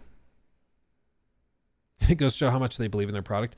Well, and Scar, this is also the other thing. People will say, like, I'm so bummed that they canceled The Last of Us Online, The Last of Us Factions. I'm so bummed that they canceled this Titanfall project. I'm so bummed that they canceled this or that. And like, there are plenty of occasions where like with single player games, they cancel something that might have had a lot of potential just for various reasons. But there's also an element to it with like live service. You've seen how much crap they're willing to pump out on the live service side of things. Even when it's not ready, even when it's not fun, it's really not ready for showtime. And they'll still shove it out the door hoping that it gets lucky and makes some money. We've seen how many times these big publishers have done that. And so if they're willing to cancel something, it should really tell you how bad it probably was. Like how overwhelmingly negative the feedback was. I forget which one it was, but there was a project that did a bunch of play testing, and it was like a smaller, I think AA size live service game, or at least it was going to be. And they gave it to a bunch of like play testers, streamers, YouTubers and stuff to get feedback on it. And the feedback was so overwhelmingly negative that they ended up canceling it like a handful of weeks later. They're like, okay. Everyone hates this. We need to move on. And it sucks when that type of thing happens, but I don't know if that one was ever announced or revealed. So I'm not going to risk it and say, but yeah, there's been occasions where like they've done playtests and it's so bad that they just cancel the whole project because everyone's like, this is terrible. No, stop it. Get some help. Stop it. It's just awful. Let's see. Oh, I got to catch up on these. So anyway, yeah, EA laying off a lot of people and they've canceled the Titanfall extraction shooter. They're moving on to just focus on Apex and Jedi Survivor with Respawn. And then the other jobs that were lost were throughout the rest of the company. Some people were moved around, but this follows other layoffs. Recently, they laid off a bunch of people over at BioWare, for example. They pretty much cut almost every single person that worked on Dragon Age the Veilguard, specifically the story. I remember we looked at it in a bunch, like we pulled up all of the, I think it was Blue Sky profiles of all of the writers that worked on Dragon Age the Veilguard, and like every single one of them was no longer with the company. Which to me actually is kind of like, okay, I'm now Mass Effect. I'm listening, because it's a sign. Okay, they listened to the feedback, because the one thing that was overwhelmingly clear, the consensus was the writing was bad, especially with the companion stuff and the side activities. And so if everybody agreed on that, and then EA actually acted on it and got those people out, and they're bringing in different people to do Mass Effect, okay, I'm paying attention now. I'm interested. Consequences, what are those? Yeah, exactly. Yeah, and again, I don't even know how you would expect to keep your job if like this game that had amazing hype, maybe not amazing hype, but had a lot of interest at the very least. If it does really poorly with the broader gaming public, specifically because of the narrative, and everybody says the narrative is the problem, I don't know how you can argue that you should keep your job at that point. Like, results are results. It just is what it is. But yeah, they've missed net bookings for their latest soccer game, EA Sports FC 25. The company also shrunk subsidiary BioWare following the release of Dragon Age Veilguard, which they said missed sales expectations by 50%. EA said it would cut about 5% of its workforce in February 2024 and roughly 6% in March of 2023. They're just scaling back.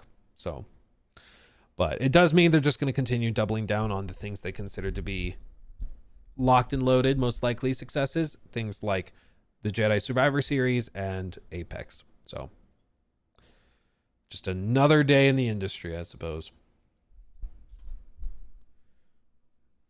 They didn't listen to anything. They looked at their wallet. Yeah. That's how they listen. It's why we always say, like, vote with your wallet. It is the only thing they care about. If you do anything, like you like Expedition 33, which by the way, a lot of people do. It's apparently sold out in the physical versions almost worldwide. You can't buy a physical version of Expedition 33 on Amazon, on Best Buy. Apparently in the entirety of Europe, it's sold out. What? It's insane. It's crazy. Like, look at this. We posted it. I posted it to our server. Where is it?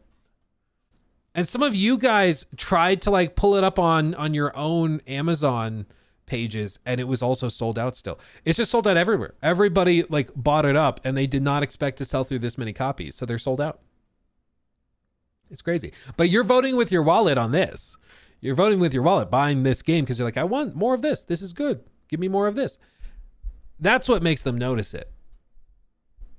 It's the same thing why, like, the moment Black Myth Wukong did so well, you know what happened? There were stories all over the financial world of billions of dollars in investment flooding into Chinese developers. Billions. Because they realized, wait, you can put something out like this that sells 20 million units, and you're able to do it for way cheaper than a US or European team can do it. Okay, yeah, no, here's all the money you need. Do it, please. Easy clap. It's the results speak for themselves. They really do. They really, really do. Okay. Let me catch up on these super chats and stuff real quick. And then we've got to look at one of the big reveals, because there was one big reveal that just came from a massive multi-billion-dollar publisher. I wonder what that could be. Where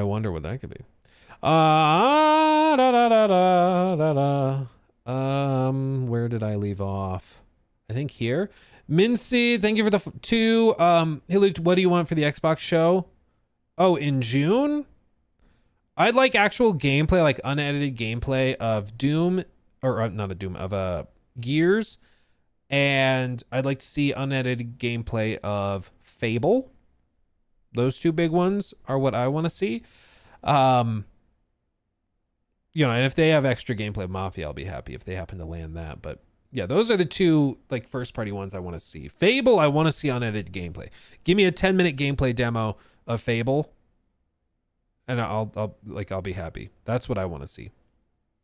Because I think it looks really solid in the trailers, but it might be one of those games once you see the actual gameplay yourself, you're like, oh, but I want to just see it. Crimson Desert. Yeah, Crimson Desert would also be really good to see. I'd be happy to see that. I think they've done stuff at Xbox showcases before too, so that's definitely one to do.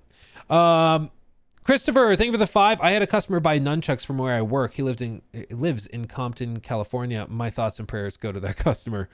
Dude, if the nunchucks are what he needs and that's what he thinks is the most viable defense tool, props. Can you imagine just seeing a guy walking through Compton swinging around nunchucks? I would steer clear, frankly. So I guess that's the point. Blake, thank you for the 5. Which game did better with the murder mystery quest? KCD 2, Witcher 3. Side note, I wish we could keep our visor down during dialogue in KCD 2. Oh, really?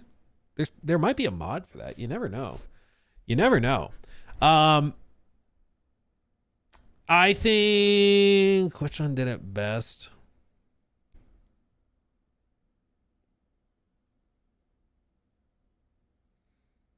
I don't know, they just handle things very differently. No spoilers, please. Oh, that's a good point. Ask me in the Discord. And then I can put it in the spoiler channel and we could talk about it. Because I don't know if there's any way to discuss or compare without spoiling both completely. So, you know, there is a mod for the visor. Oh, well, there you go. There you go. Problem solved. Let's see. Again, thank you, Bender, for that super chat. That was very generous. Mr. Suspense Fake, thank you for the 2 thoughts on Bethesda making Fallout 3 remake. Caleb donated $20 through Super Chat. I'll get to it. I'm really curious on how much better Expedition 33 would be doing sales and talk if Oblivion didn't come out a few days beforehand. I want to play 33, but it's been over a decade since I got an ES and Oblivion was my first. Yeah, well, thank you for the 20, first of all. And yeah, I also wonder that. What was interesting is I saw a post from a game developer who said when they launched Oblivion, they could see in their sales chart in real time it go to 0 for like a few hours.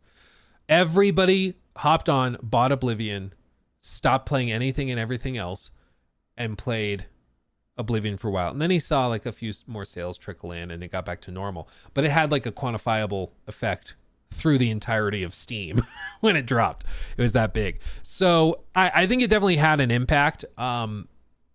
But I've also noticed that there's been a good number of people that bought Oblivion and then they got to a point where they ran into like some bugs or some issues. Virtuous also did a couple of updates that caused some issues. So for example, one I heard about was if you use VSync to avoid screen tearing, they posted an update that broke it in the game's menus.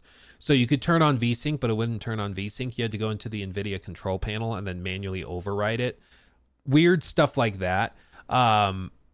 So I think that it did have an impact, but I do think that there were a good number of people that played it for a day and then saw the overwhelming buzz around Expedition. We're like, oh, maybe I go try that. Take a break for this until they patch it up a little bit, and then they bounce over to Expedition. Yeah, Woogie Rex says, that's me right now. Yeah, I think there's a good number of people that did that. But, I mean, without a doubt, the winners in this situation are Game Pass subs. Because you get both. Like, easy. You just get both. No issue. You play some Oblivion? Awesome. Oh, Expedition 33's out, and it's also really good. Let me download that too. Easy. Like, Game Pass subs are eating well right now. Yeah, easy clap. The game, big fan from India, Luke. Okay, thank you. Glad to have you, my friend. I hype for Fable, one of absolute favorite game series from my childhood. Yeah, I mean, I think they have a chance to do something really cool there, but I also worry that they're gonna mess it up and it's gonna be like another Veilguard. I really hope it's not.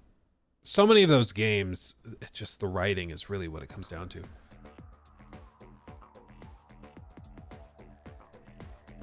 You know? Oh yeah, and then Mr. Suspense Fake, thoughts on them making a Fallout 3 remake. I think we just talked about it the other day on stream, so I won't go into it too much, but I mean, I'm excited for it.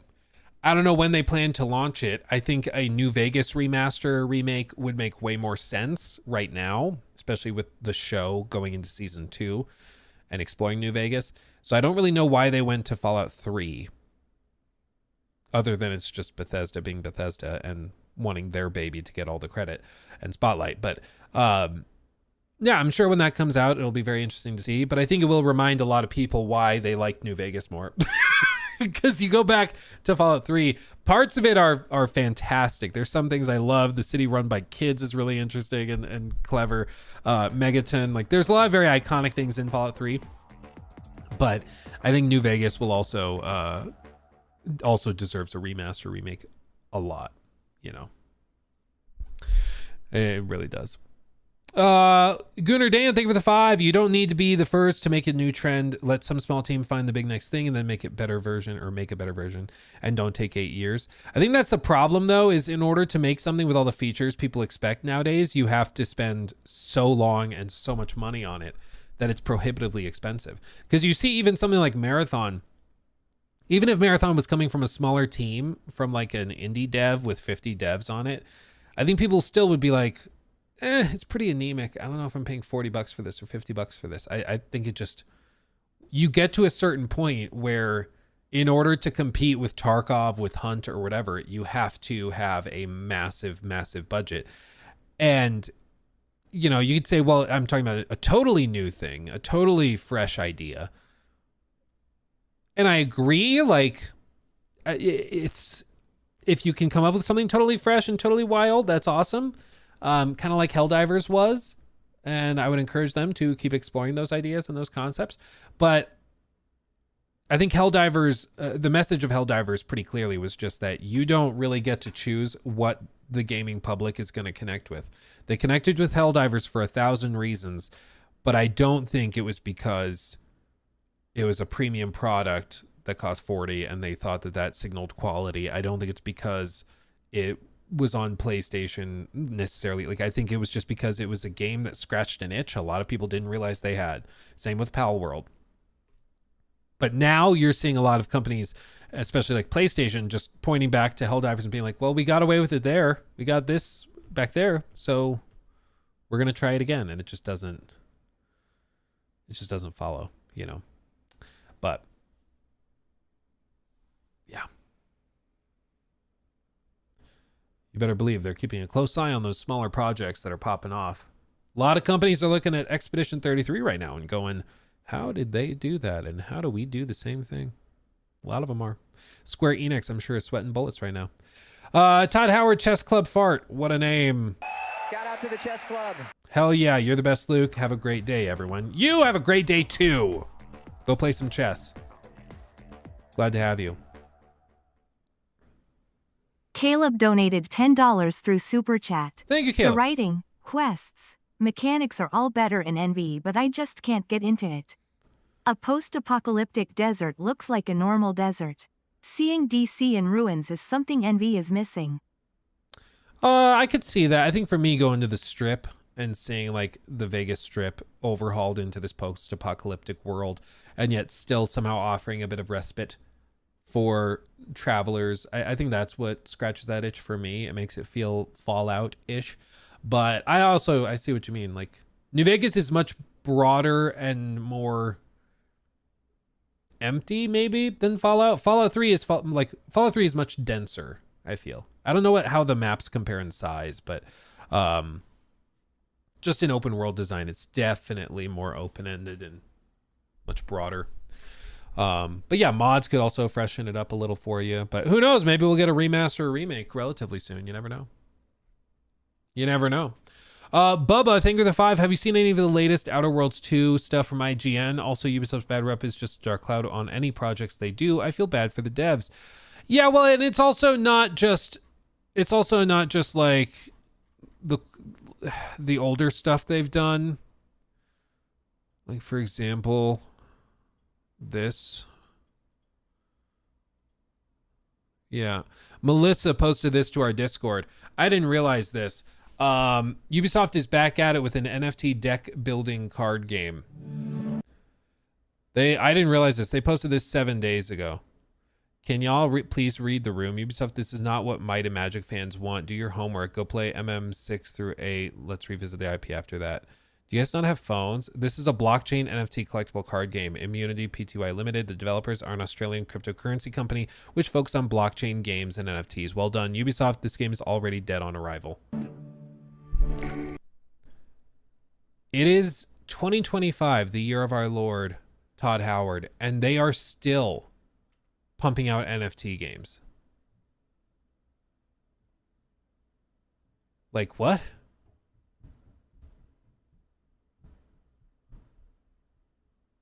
Like, I'm all in for card games. I like card games. I like deck building games. I love Magic. Like, I've got a few Magic decks down there in the background right here. And yet, they're coming out swinging with NFT, like, blockchain games. What? It's just, but this is why I've been so frustrated with Ubisoft, because they can have like a pretty solid game, like a Prince of Persia from last year, very, very good. And then they just release 15 NFT games. And they're like, why do people say we're inconsistent? It's like, bro, because you are. Like, it feels like there's no perception of brand damage or company like brand damage on the part of Ubisoft, where they're just like, no, like, it's just an NFT game. So if you don't like it, just don't play it. But it's like, that reflects badly on the company. You know, it reflects badly on the firm, on the actual thing. What's a blockchain game? It's like, if in this context, a collectible trading card game, the idea is that the trading cards would be tied to a blockchain like registry. So for example, you get a really rare collectible card, and then that card has a unique identifier on it that is specific to you. So that becomes like an asset, almost like a single, think of it as like a single coin, like a single Bitcoin, but way, way, way smaller. And so you could then sell that card to other players, trade it with other players, because your card is unique and is tied to a specific identifier on an open registry. So it's uniquely tied to you. There's no other one like it, theoretically. And that, you know, it's kind of a way of digitizing collectible card games. Like, you remember that the One Ring card that Post Malone bought for like $2 million or whatever? Their goal is to basically make that, but digitally. That's their goal. And it's not the worst idea initially, but then you realize the whole reason why they want to do it is because then they have an in-game shop where you sell these things back and forth to each other. And then Ubisoft takes a 10% cut every time you trade it back and forth. And everything starts to inflate higher and higher and higher and higher. And so like when we tried on stream that one NFT game that Ubisoft launched, I think earlier, was it earlier this year or late last year? I don't remember. But they released an NFT game, and it was so ridiculous. Like, people were trying to sell their little collectible minifigures. They had them listed on the in-game store for like $230 million. What? Oh, like, what? But that's how stupid it can get. It can get really, really, really stupid really, really quick. And it fails the most basic test in all of game development, which is, why will players like this? How does this help make the game fun? How does this make the game better? It never really comes into the equation. It's literally just, well, because we can make more money. That is the extent of it. And it sucks. It's dumb. It's like, you know, I remember seeing that clip of Dr. Disrespect like 2 years ago talking about his game that he was associated with. Not anymore. But he was talking about how thrilling it could be to be playing an extraction shooter and you find a gun in a chest, and that gun has a skin on it that's worth $100,000. And you want to race out and extract with that $100,000 skin on your gun so that you could sell it and then pay off your house or whatever with that skin that you sell to somebody else. He's like, wouldn't that make it so thrilling to stream a game and find something that valuable and try to get out with it? Wouldn't that be amazing? It's like, yeah, But in order for something to be worth $100,000, somebody has to be willing to buy it for $100,000. Who is buying an in-game skin for $100,000 in a brand new like extraction shooter game? Like nobody. You know, you don't get to just make that a thing. You can't just make fetch happen, okay? CSGO skins, yeah, those are big because Counter-Strike is massive and has been for a very, very long time. And once it was massive, they could start doing stuff like that and get away with it. But to like build your entire game around something like really expensive skins and trading and stuff, and then like the game comes after that, it just doesn't follow. Like, yeah, people look at Counter-Strike and they say, why can't we do that? But you're looking at one of the most exceptional games on the planet. Like even now, what's the top game on SteamDB? What's the top game on Steam right now? Counter-Strike. With just under 1.4 million players concurrent. What? It's insane. So they can get away with that because of those numbers, because people love it. But damn. Also, shout out Expedition 33 holding its own. Look at that. Baldur's Gate is still up there. Repo. Yeah, look at that. Source SDK is up there too. That's funny. So, anyway. I'll continue going. But to answer the other part of your question, Bubba, Outer Worlds 2 stuff from IGN. Yeah, I've seen it. I think Outer Worlds 2 so far looks like an improvement on the last one. I don't know by how much though. Like it still looks like an 85 out of 100 for me, which is still very good. But I'm just missing the like X factor. I'm missing the big thing, you know? Missing the hook. Still going to be a good time, I'm sure, but I'm just missing that hook. My dog smells of shit. Thank you for the 5. Luke, do you think they're gonna go for like a Roblox type thing for GTA 6 Online? I will be completely honest. I have never touched Roblox. I don't know what a Roblox type of thing means for GTA 6. So I don't really know what that would be like. My guess is GTA 6 Online is going to have a huge focus on RP servers. They've already done some deals where they like partnered with some RP server managers and they've partnered with some modders and stuff like 2 years ago. So I'm guessing that GTA RP is going to be a major component of it. As for other elements, I'm sure it's going to play similarly to GTA 5 Online. But I think the RP stuff is going to be where a ton of the focus is because they realize how valuable it is to have streamers playing the online mode in RP servers where buying shark cards can really help you. So I think that's going to be the big focus.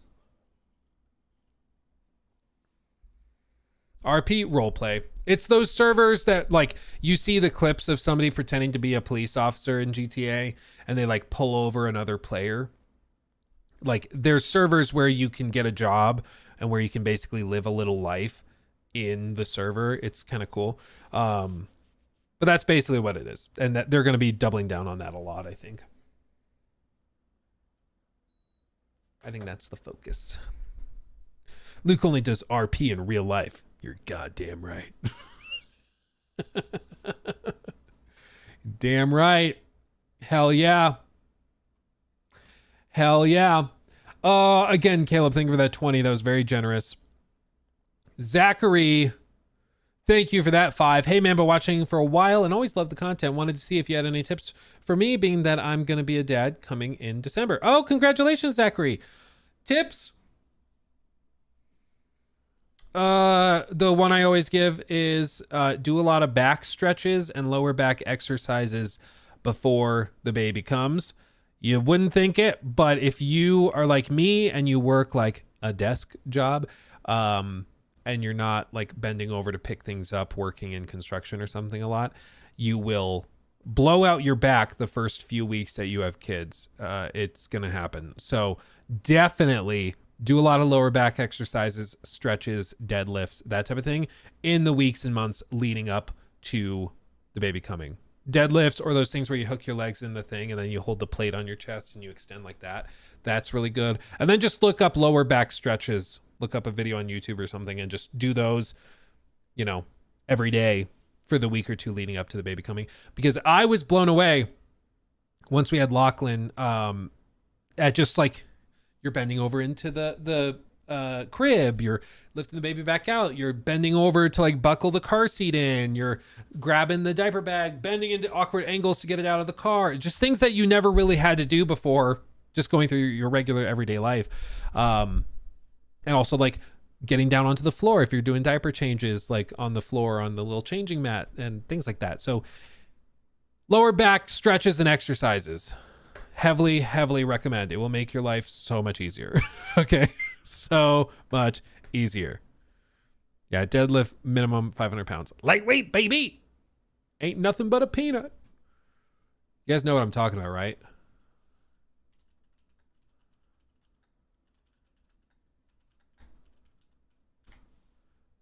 Let's see. Yeah. Yo. Yeah, buddy. Yeah, buddy. Let's do this. Man. Lightweight. Nothing but a peanut. Lightweight. Ain't nothing but a peanut.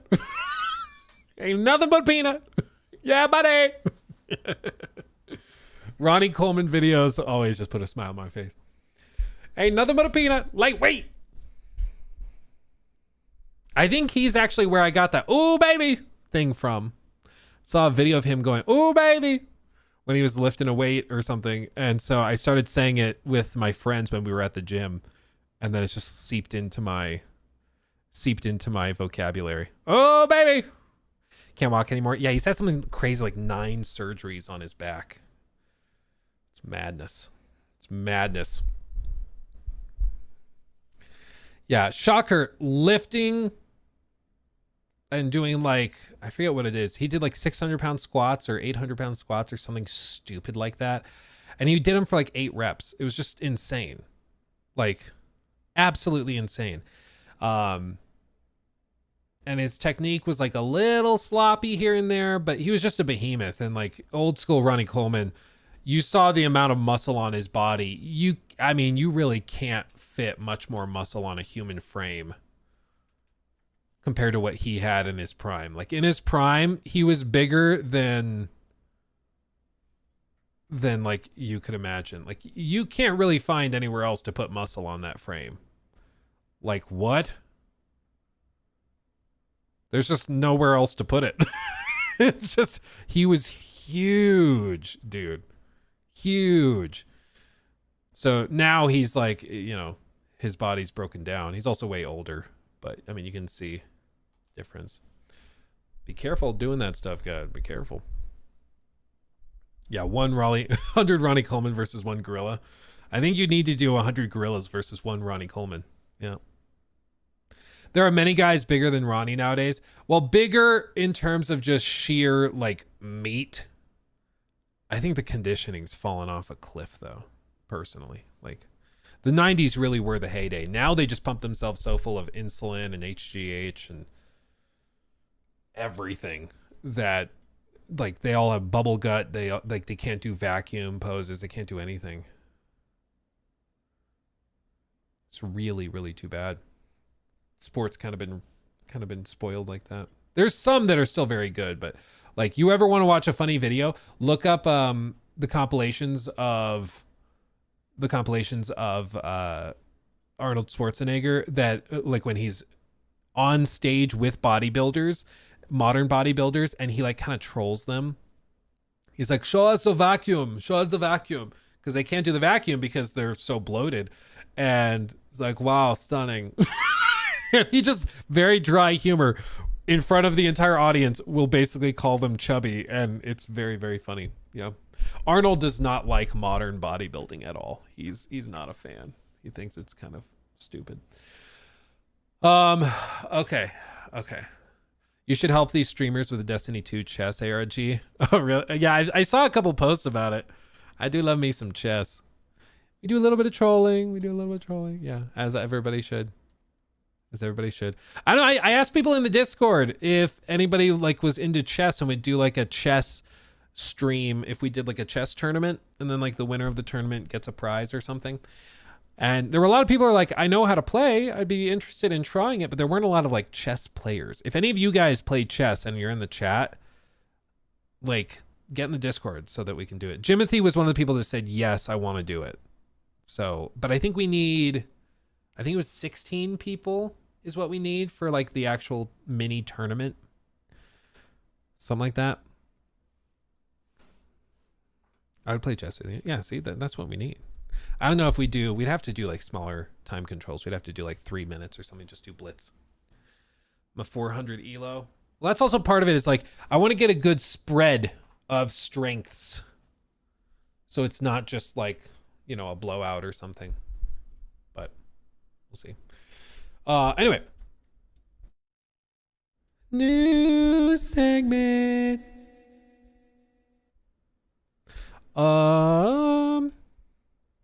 Sumaya, this one, sorry, I'm sorry, Zach, after you're like, hey, I'm going to be a dad in December. Again, congratulations. We also like any tips. And then somehow we end up on Ronnie Coleman and human growth hormone. I don't know, man. We go down the rabbit hole pretty quickly. But again, congratulations. That's fantastic. Short answer. Stretch your lower back and do lower back exercises. You will thank me. It will make one hell of a difference. What watch is he wearing? This is a Seiko Solar Diver's watch. Doesn't break the bank. Looks kind of like a Submariner, without being $10,000. And yeah, it's just very, very nice, easy watch. Heavily recommend. Seiko makes great stuff. And it's solar too. So it's not a mechanical movement, but it's very, very accurate as a result of that. Okay. And then Sumaya, are you covering the AC Shadows post-launch update video? No. Yes, I am. Let's do it. They just posted this like an hour and a half ago, right as we started stream, actually. Check it out. Here we go. 3, 2, 1. Show me how you're going to fix AC Shadows, Ubisoft. Greetings, Assassin. My name is Simon. I'm a... Real quick, Simon is a cool dude. Simon's a cool dude. I met him at, like, I was going to say E3. E3's dead now. I met him at, like, in LA for Summer Games Fest when Ubisoft did their Ubisoft Forward event thing. He was there doing the gameplay demo. And then I also met him again in Quebec when we went to playtest the game. Really, really cool guy. Really cool guy. He's also freaking hilarious. We'll see how it plays out with this. Associate Game Director on Assassin's Creed Shadows. And I'm Dan, community developer. Assassin's Creed Hi, Shadows Dan. launched about a month ago, and it's been thrilling to see millions of you enjoying the game. On behalf of everyone at Ubisoft Quebec, as well as all of our partners around the world who helped us on this journey, I want to extend a big, heartfelt thank you to our players. But the launch of the game is only the beginning. Now we turn our eyes towards the future and review in this first video a little more about our post-launch plans. Okay, year one post-launch roadmap. Again, their plan is to support this for like years and years. It's one of the fascinating things about the Assassin's Creed Giga games of recent memory, like Valhalla, for example, where Valhalla was supported much like an MMO compared to a standard or more traditional, you know, single player game, where it just received tons of expansions, tons of free updates, all sorts of insane stuff. And they're going to do the same thing here. Story drops, new difficulty settings. Ooh. This was one of the things I said in my review I thought was necessary. I was like, they need a hardcore difficulty setting because right now the game's still too easy. Expert, the AI gets pretty good, but you have to put on expert. Regular AI is pretty stupid. But if you crank the difficulties up a lot, the game actually becomes totally different and actually way better, in my opinion. So hearing that they might be working, that's interesting. Photo mode, I personally don't care. New game plus, it's good to have. I'm not too concerned. Community feedback updates. This is something they did with AC Valhalla. So, oh God, I'm sorry. Please don't unsub. Assassin's Creed Valhalla. I almost mispronounced it. That could have been bad. Special collaborations. That's got to be like crossover events or something. Parkour updates. This is what they hinted at before, adding new parkour moves and stuff. Specific feature updates, codex updates, and store drops. Yay! Let's see. New items in the exchange, new rewards, projects, and then, of course, the Claws of Awaji expansion. That is free if you pre-ordered. Otherwise, I think it's 10. Between new free quests, specific features updates, codex update, special collaborations, and community-driven improvements, our journey together in feudal Japan has only just begun. Ooh, auto follow the roads. This is one of the weird things that they had cut from Valhalla going into Shadows, is they removed the ability to have the horses auto follow roads. You had to control the horse manually yourself as you rode around the world. I actually personally, I liked that change. I liked it. I know some people hated it. I get it. I appreciated that it made it so I actually had to pay attention while exploring, because one of the things with like Valhalla is that you would just set the point or set the landing location. Basically, you pin the point of interest you want to head to, and then you just hit like follow road, and you just like get up and walk away, go grab a snack, and then you come back and the horse arrived at the location. And to me, that's no better than just fast traveling there. Like to me, it's giving me a button that makes me stop playing the game, and that's always been weird to me, is giving me a button that means I get to check out of your game for 30 seconds or for a minute or whatever. In my view, if your game is good, I should never want to turn that on, right? If the exploration is good, I should never feel the need to turn that on, because it's always engaging. There's always something around the corner. Red Dead doesn't feel the need to do that with just like a get up and walk away thing. They do have a cinematic camera where like the camera starts panning around and doing interesting things. But even then, with Red Dead, I'm pretty sure you have to still hold down the run button, unless you're on like a train or something. So again, I personally like this. I liked that they removed this, but they're adding it back in. So there you go, whatever. But anyway. Maybe that's one of my hot takes. Maybe that's one of my gaming hot takes, is that I like this kind of thing when they cut this. First and foremost, we have our first expansion, Claws of Awaji, coming later this year, which is free for all of you who pre-ordered the game. This expansion opens up the island of Awaji, a brand new region for you to explore, which continues the story of Naue and Yasuke after Shadow's epilogue ends. You can expect new abilities, new enemies, and a brand new weapon exclusive to Naue, the bow staff. Claws of Awaji will be launching later this year. The question is, what else can you expect until then? We are planning free story drops, which will include new abilities, new allies, new activities, as well as flesh out some of the backstories of your fan-favorite characters that perhaps need a little more screen time. Free story drops. Okay, interesting. The first story drop is titled The Works of Louis Froyce. This will give you a deeper look at this historical Jesuit scholar who has done extensive work on literature and accounts of the period. Your feedback has been a core focus of the team throughout development, and that's not stopping now that Shadows is released. Regular title updates are coming. Each waterfall. It's beautiful. I love waterfalls. I don't know what it is. I've always found them beautiful. Everybody finds waterfalls beautiful. I've always found them particularly beautiful, just like enchanting, or dare I say, enthralling. With impactful additions and changes based on your feedback and requests, with some bug fixes to continue refining the experience across. That's a good point, the poet. It's called Claws of Awaji, but the weapon is a bow staff. It is weird. You'd think it would be claws, but all platforms. For instance, one of the most requested feature from all of you parkour enthusiasts out there, we've been working on a first parkour update that will be coming later this May. I can 100% confirm that we're adding a height gaining back eject as well as a fully reanimated height gaining side eject, and a new parkour interaction which is called the vertical ledge jump to grab awnings and low Finally! overhangs where the wall run is not an option. This again just reaffirms for me the idea that they delayed and cut so much stuff from the game just to get the game out, because I think before they got the delay from like the corporate leadership, they were struggling, and so they just had to start cutting tons of stuff that they wanted to add in. But now they're adding it in finally. But it's too bad this stuff wasn't here at launch. It just is too bad, because I think it would have made the game even like more of a complete package. It's too bad that it's coming so late, but better late than never, I guess.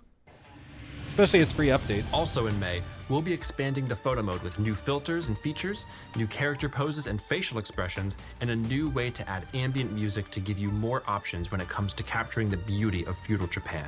We'll be releasing our second community feedback updates, which will allow you to customize your immersion even further. This will allow you to turn off individual visual effects, such as glints on weapons during combat, assassination filters, ability filters, as well as turn off the outlines around your characters during stealth sections. Oh, sweet. Dude, so much better already. I'm liking a lot of these community feedback changes. I like that. We're also expanding our alarm system, which you've experienced in castles, but now we bring it into the open world for even more challenge. Future updates will add the ability to toggle your headgear on or off during cutscenes. We're also adding a pretty fleshed out New Game Plus mode, which will significantly raise the level cap. And for all of you hardcore fiends out there, we're already hard at work on adding a new difficulty settings for both combat and stealth. Coming later in June, none of you will be unscathed.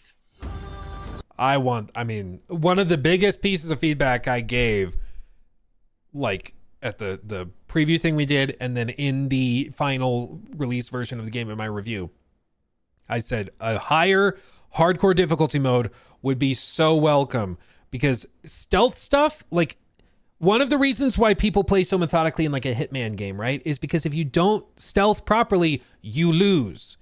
Done. And you have to start over. So you're very careful, and you walk through the level carefully evaluating options. And then you do this and you time it just such that it works. And you think through everything very, very carefully, because the stakes are so high, you know, like it's very intense. But the problem with like AC Shadows at launch was, even on the expert difficulty for stealth, you'd get spotted, but then you just like go fight your way out of it and it's fine. You know, oh no, I got spotted. I'll just hit you to like, beat you to death with my sword. It's whatever. But if the stakes are higher, if the intensity is higher, if the actual physical combat is way more difficult for Nawe, and the AI is even sharper, it will make me crawl on the rooftops, use all my tools and things, and be very, very resourceful and careful while I try to stealth towards a target. I love that kind of thing. And it's the same thing, like you remember with The Witcher 3? If you play on the normal, like standard, whatever difficulty in The Witcher 3, you don't really need to, at least in my opinion, you don't really need to engage with a lot of the deeper elements of the game. So you don't really need to mess around with decoctions, for example. You don't really, frankly, need to go and brew a ton of potions. You don't need to upgrade the potions. You can get through the game with everything pretty normal. Like I was talking to a buddy of mine, and I've told this story before, but like this was a few years ago, where he was saying how he played through the entirety of the game and didn't realize that you could upgrade Swallow, like the healing potion. Just never thought. And I even tested it. I was like, I wonder if you can play through The Witcher 3 without ever upgrading Swallow, because to me it's like a no duh, like you need to upgrade Swallow. But sure enough, I got like to the like end game, and I'd never upgraded Swallow, and I was still doing just fine. You just get better at, like, you know, you take Gwen, you hold down the shield, and then it heals you when it takes damage, you know, that upgrade. You can upgrade? How dare you, Ian? Yes. It's, Real Serious says I never did either. Oh my God, guys, you're killing me. You're killing me, Smalls. Oh, for real though, it makes the game totally different. It's so good. But that's the problem, is when the difficulty's too low, you don't need to do that. You can get, okay, Lucas says too, is this just like way more widespread than I realized? Okay, I didn't even know. So apparently it's widespread. But that, I guess, is perhaps my very same point. and reaffirms the point. If the difficulty is high enough, it should encourage you to use all of your tools. And the highest difficulty should require you use every tool at your disposal. That's my perspective, at least. So if you're going to play on Death March on The Witcher 3, it should be balanced such that it's totally doable so long as you're using oils, so long as you are upgrading your potions, so long as you're using decoctions, so long as you're using upgraded or higher level armor sets and weapon sets and things like that. Carefully picking out which glyphs you apply where, and what's it called? Was it added in Hearts of Stone? I think it was the other level of customization. In Blood and Wine, they also added the other new layer of mutations that you can do. But there's another thing they added. I don't remember what it's called. I'm blanking on it right now. But they added I think in Hearts of Stone, another layer of customization for weapons and equipment and stuff. But anyway, my point is, when you crank the difficulty up, it should encourage you or even force you to engage with every single aspect of the gameplay. My problem with AC Shadows, primarily in terms of like stealth, was that even on the hardest difficulties for stealth, you didn't really need to use like the bells. You didn't really even need to use shuriken or other things. The runes, thank you. The rune crafting thing. Yeah, thank you. You didn't really need to use any of that stuff because the game wasn't hard enough to push you into using it. You could get through it just fine without that. So a hardcore mode, I think, is a phenomenal addition, and I am really hopeful that this is transformational. We'll be sure to share specific dates when we have them locked in, as well as tell you about what each update will contain. So sit tight and get ready to take your Shadows experience to a whole new level. Until then, don't forget to track down the Animus anomalies around Japan, complete projects, and visit the exchange for free gear and items for Assassin's Creed Shadows. You can expect more Animus content to come this summer. Well, that's all we can share for now. So be sure to follow and subscribe to our channels to keep up to date on all the newest info for Assassin's Creed Shadows. Be sure to join our official Discord server and tell us what you want, how you feel, and drop your wildest suggestions for things we should tackle in the near future. What's a wild suggestion I could recommend? Trying to think if there's something really, really wacky we could throw out and see if they actually do it. I don't know. I'll have to think about that. If you guys have suggestions, put it in the Discord. I'm curious because I can get it to them. I can let them know. Yeah, it's weird. My entire community was saying that they would buy the game and spend so much money if you added Monster energy drinks to the game. I don't know why they said that, but like they just said it, and I wouldn't like make that up. You know, unicorn mounts. Yeah.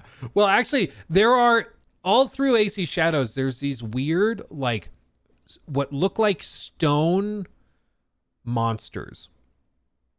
Like, out in the open world. There's, like, what looks like a giant bear, but it's a rock formation. And so it looks like rocks when you're just running around, but you pause and you look at it and you're like, that looks like a bear, but it's stone. Huh. And some people think that they're going to do like a big expansion or something where all of those things turn into legendary monstrous like magic, you know, whatever mid-level bosses and stuff, or they turn into NFTs. Yeah, exactly. Oh, I asked them to turn it into an extraction shooter. Yeah. My whole audience, the whole community said that they wanted an extraction hack and slash game. I don't know. That's just what they're telling me. Yeah, they said that's what they wanted. It's weird, but that's what they said. Okay. Me too. Even tough. I played on harder difficulties because I was young and didn't know how you could tough through. I don't know. It was why do hard? No, I hear I made it harder than I needed. I'm not totally sure what you mean, frankly. I'm trying to decipher it. But anyway, I think that those are good changes. I'm excited to see what they do. I'm excited to see the expansion. Again, it's too bad that this stuff didn't just get done like even earlier. I would have hoped that this stuff would have been there at launch, but I think that that's just the core problem with rushing a game out, is that they try to rush it out and then they're like, oh, we didn't have time to finish it. So I guess we'll do that in the months after. But it makes me really curious what the game would have been like if it had launched when it initially was planned to. I think it really needed that delay. And Star Wars Outlaws had to be the wake-up call for them. But we'll keep an eye on it. Danny, thank you for the 5. Don't you think that the conversation about Oblivion launching the same week as Expedition 33 helps Expedition 33 have more words of mouth or conversation?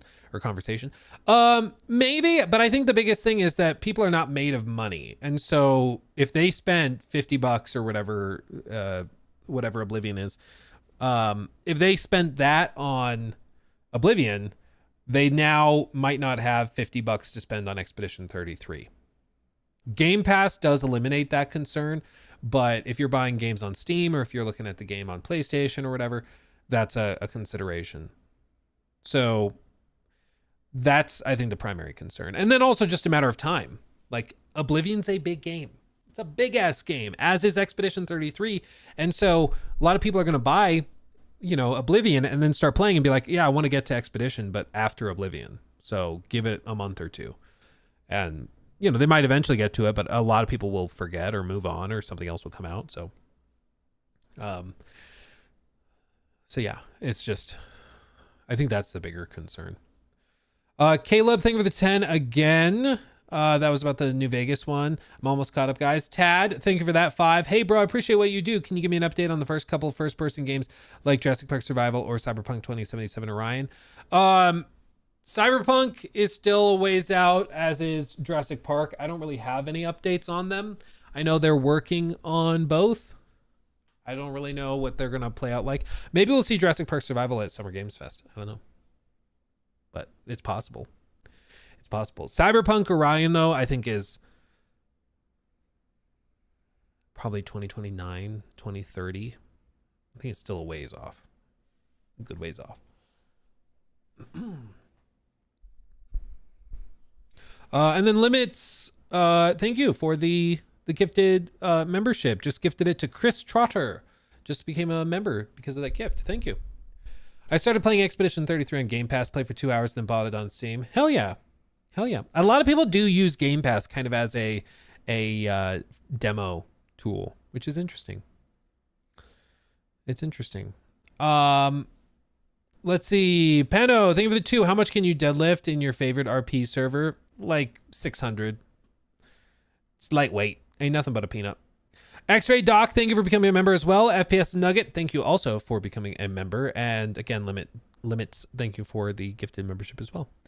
Okay. Manvi Nate. Or Manvi Nate? I'm not sure. Manvi, hey chat, just joined. Did Luke react to Bethesda's 20-year later documentary reaction? No, not yet. But we should do it now. Let's check it out. They just posted this, The Elder Scrolls 4 Oblivion Remastered, then and now. Little 5-minute tidbit. Looking back at it. Let's see what they thought. I haven't seen this. I don't know what to expect.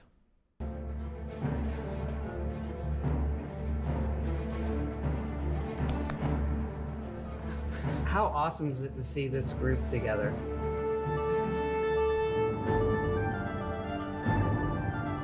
I'm just like more moved than I thought.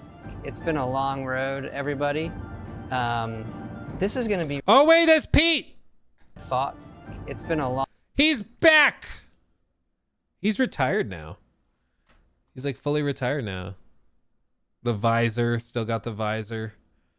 Because we watched that documentary, we saw a lot of these guys in that documentary, and so it is fun to see a lot of those same faces. That's interesting. Long road, everybody. This is gonna be really fucking awkward watching this. Oh, that's fun. Oh wait, the candle, you're right. Damn it. The candle. Todd, I'm so sorry. Todd, forgive me. Todd, I'm so sorry. Oh, Todd. Oh, Todd, I'm so sorry. There you go. There you go, buddy. Watch with us. Watch with us. Sorry, everybody, sorry. I just want to say thanks to everybody who made this insane game that still lives on. 2025, 2006. Oh, baby. I was writing games when I was, 12, whatever. Dude, I remember seeing this video many a moon ago and just thinking that this studio looked so freaking cool. I don't know what it is about dimly lit spaces, but it makes me feel creative. Like my whole studio is kind of dimly lit. It's kind of lit similarly to this.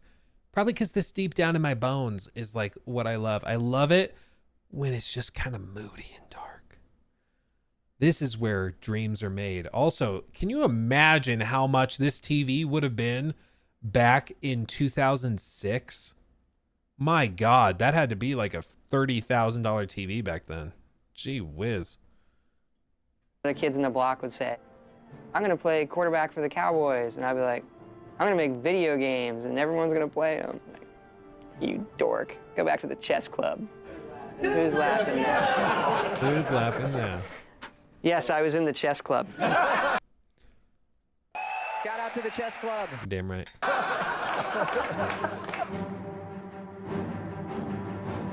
Felt like a really small, tight team. I mean, it wasn't a whole lot more than the number of folks sitting in here now. That was the whole company. I was the 42nd person hired. 42nd person hired. Now they're at like 400 across like 3 different studios, and they have satellite teams that work on stuff. Now it's way bigger. That's insane. This is where we put in all the houses, the trees, paint all the landscape textures on, everything like that. Oh my God, I'm wearing the same necklace right now. Oh, that's great. That was the first street we made for this game. That was it. That was the testing area. Yeah. I remember all the struggles we went through making it. This is really important and special for us. That younger me had no idea what was going to happen, both with the game and with her own career. I'd rather add too many and have people complain and take them out. Hey, hair. Hey, hair. Very early on in the project, it was clear that this was going to be sort of a historic, seminal game. So if there's any problems, I'm the one in there finding them. When you haven't heard that person's voice in a long time, it warms my heart. I guess I didn't know it at the time, but looking back, we were doing impossible things. I think we hit a core truth. People want to explore.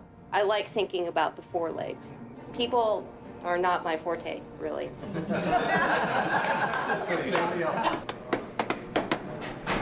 Yeah, no panic yet. You guys are waiting for this panic, and I don't think it's quite gonna come. You seem a bit stressed. Imagine the best it could be, it's even better than that. Watching it actually feels like we were away at summer camp. A really cool summer, stressful, cool summer camp. We didn't know we were about to ship Fallout 3 and Skyrim and Fallout 4. As for the rest, the weak shall be winnowed. So good. He was great.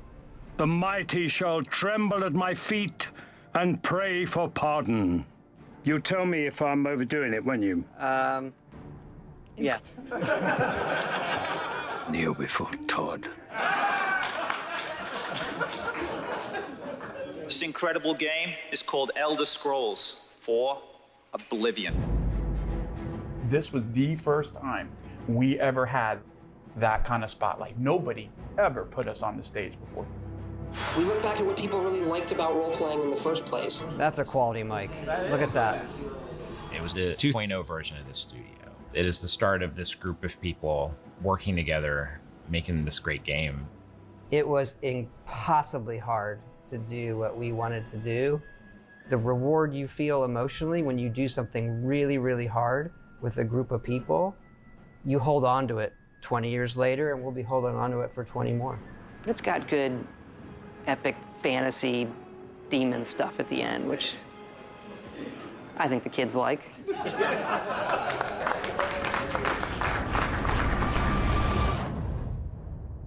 How did that hit you after 20 years watching that? It was as awkward as I thought.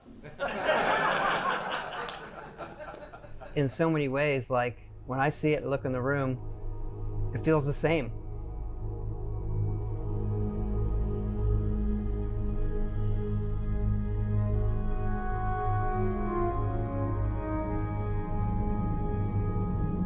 Cute. Now, if only they can make more games like that. You are the one from my dreams. You alone must stand against the coming darkness. And close shut the jaws of oblivion.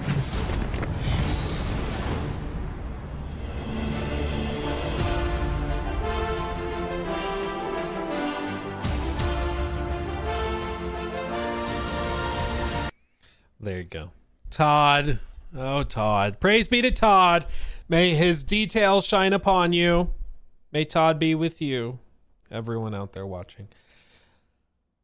Oh, I think, you know, the encouraging thing, because we can be kind of doom and gloom sometimes with Bethesda stuff because it's funny. But also, I think the reassuring bit here is just that the sheer volume of excitement in response to the Oblivion remaster shows that people still want what Bethesda at least has previously been able to ship. Like, they still want what they've got. It's just a matter of finding a way to deliver it, you know? It's finding a way to give players what they want. And to a certain extent, you know, Fallout 4, there was some mixed reactions. For one, because it didn't run that great. Two, I think it wasn't as much of an RPG as people were hoping for it to be. It was more of an open world sandbox game. So it played differently than they thought it would. And that affected how some people enjoyed it. But it's still a very successful game for them. And then, you know, Starfield, I think the response to Starfield and why so many people feel so mid towards it is primarily because Starfield, like, I think it from the outset, from the very concept, it was not a game that their audience was ever going to really connect with, because it like was built around some of the things that that Bethesda has never really been good at, which is like the tech side of things. At least they haven't been good at it in like 20 years, 15 years. And then it cut out a lot of the things that they were really, really good at, like the environmental storytelling, the world building, the handcrafted environments, and things like that. And then it replaced it with all this procedural, soulless stuff. And so I think from the outset, Starfield was never going to connect with people, but it gives them a chance to, or at least not as many people, but it gives them a chance with Elder Scrolls 6 to just return to form, go back to the drawing board, and give people what they want out of an Elder Scrolls game. And I think they have the chance to do that. I think the toughest thing is narratively getting out of the trap where they're going to be compared now to the Oblivion remaster graphically. I think they'll be compared probably to The Witcher 4 because they're going to launch at similar times, most likely.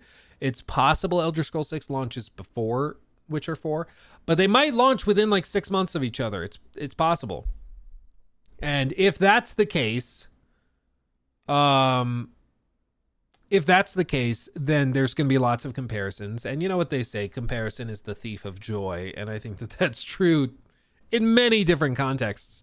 But I think specifically for Elder Scrolls 6, that's going to be the tricky bit, is how do you make Elder Scrolls 6 feel like it is a successor to Skyrim, that it adds tons of stuff, that it was worth the 15-year wait, and then still go head to head with what some other industry leading devs are doing in the form of like The Witcher 4, which is going to be really, really tough. And I think they know that, and they've been painfully aware of it. It's going to come down to presentation, delivery. The hype is going to be insane, but, you know, time will tell how it actually plays out.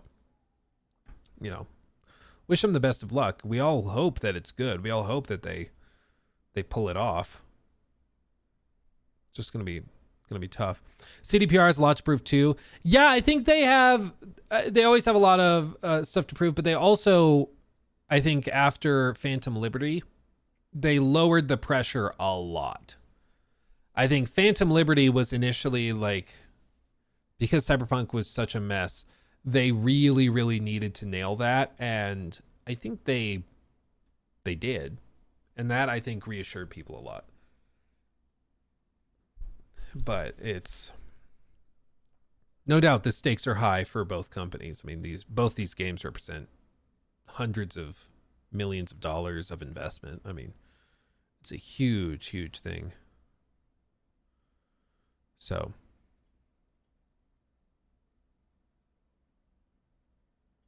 yeah, it's gonna be interesting.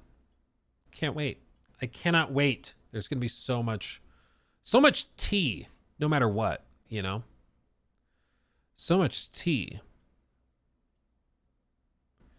I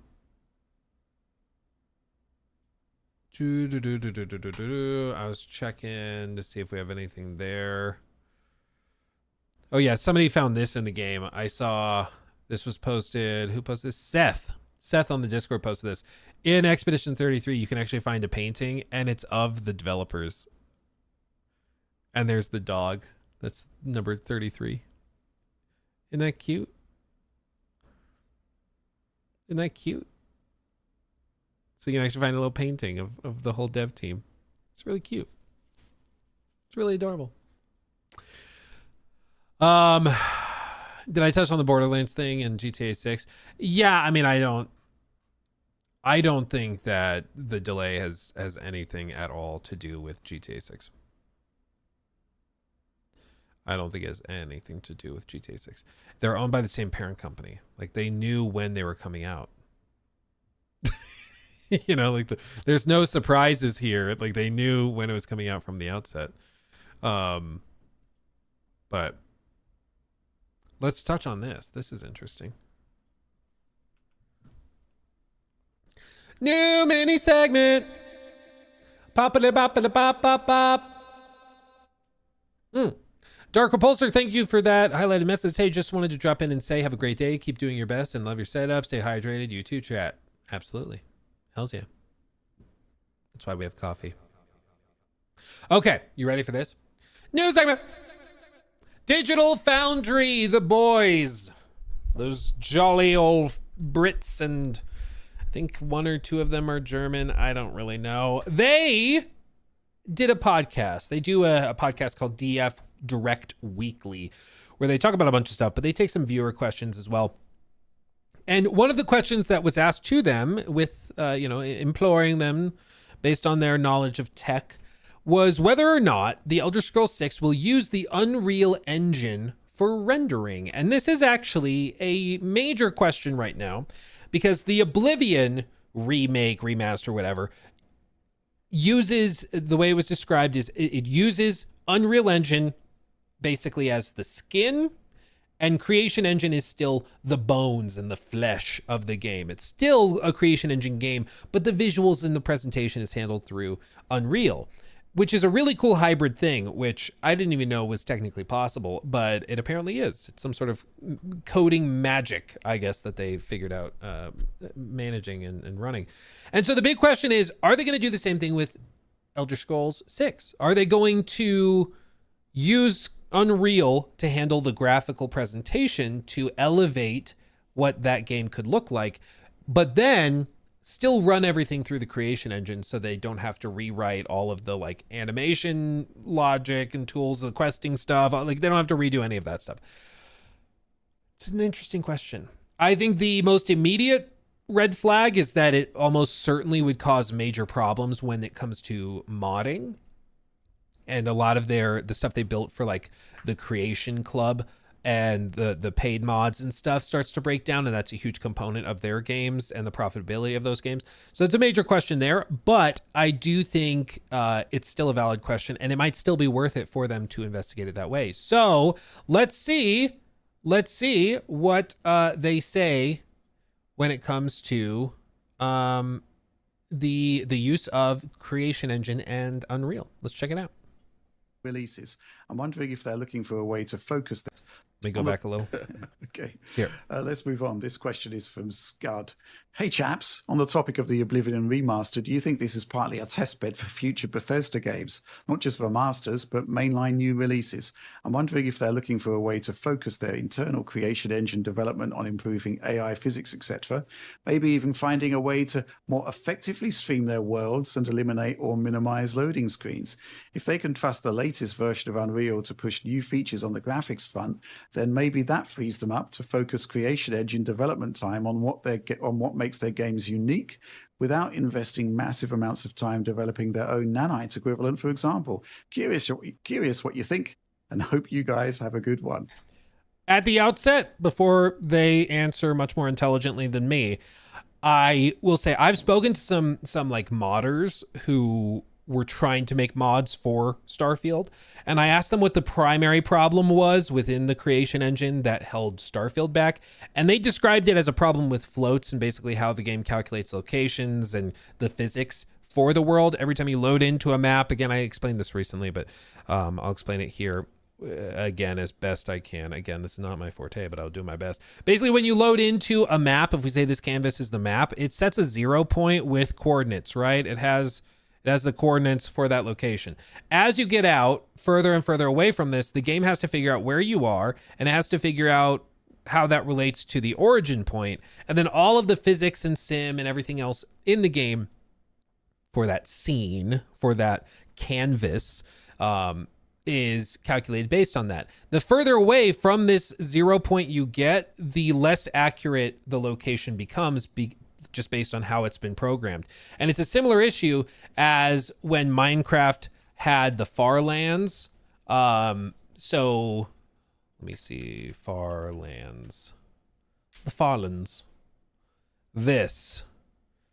So way back in the day, they had a problem in Minecraft where if you got to the edge of the world, basically 12.5 million blocks away from spawn, the simulation that like calculated how the world generates breaks because you get far enough away that the math just doesn't math anymore. And you start to get some really, really weird physics and really weird environments built because the procedural stuff just kind of breaks down.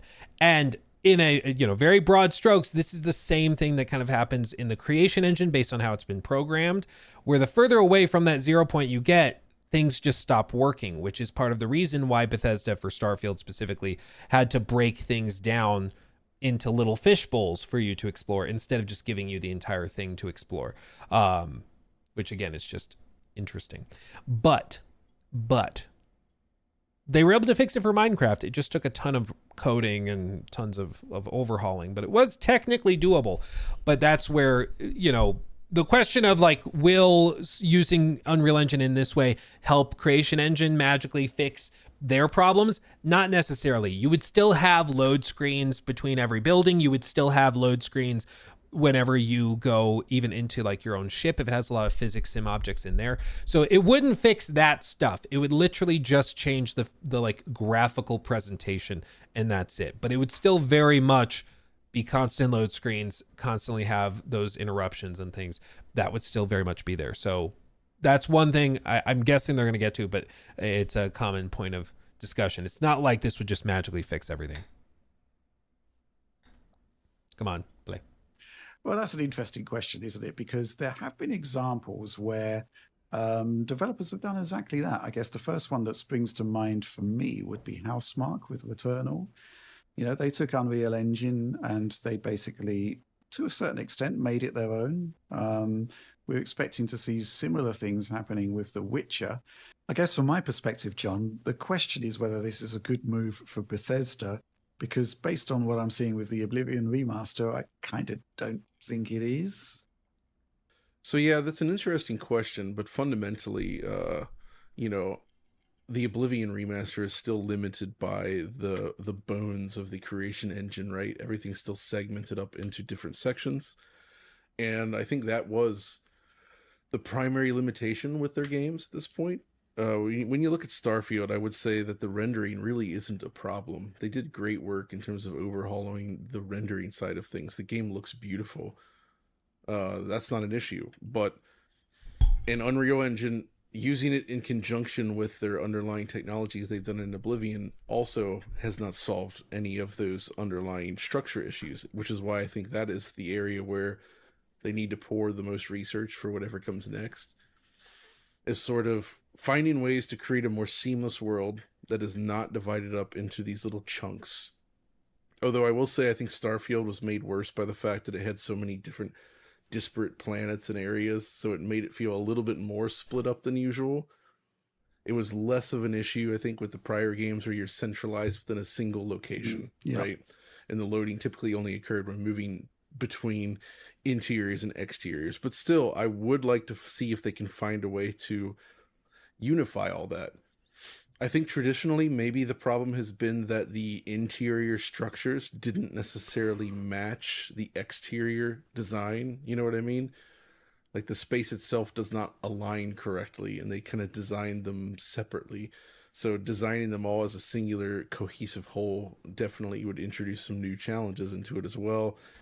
I think that's been part of it. Like if you have a house that's just, 20 feet by 20 feet, but then you load inside of it and it's actually laid out like it's 80 feet by 80 feet. That's definitely been a thing before, but it's kind of the chicken and the egg. Like, was it laid out that way and did they build it separately because they wanted to build it separately or because of this tech limitation? My understanding, again, based on conversations I've had with modders who are way, way, way smarter than me, is that the reason it has to be done that way is because the interiors often feature a lot of physical objects that have their own physics sim.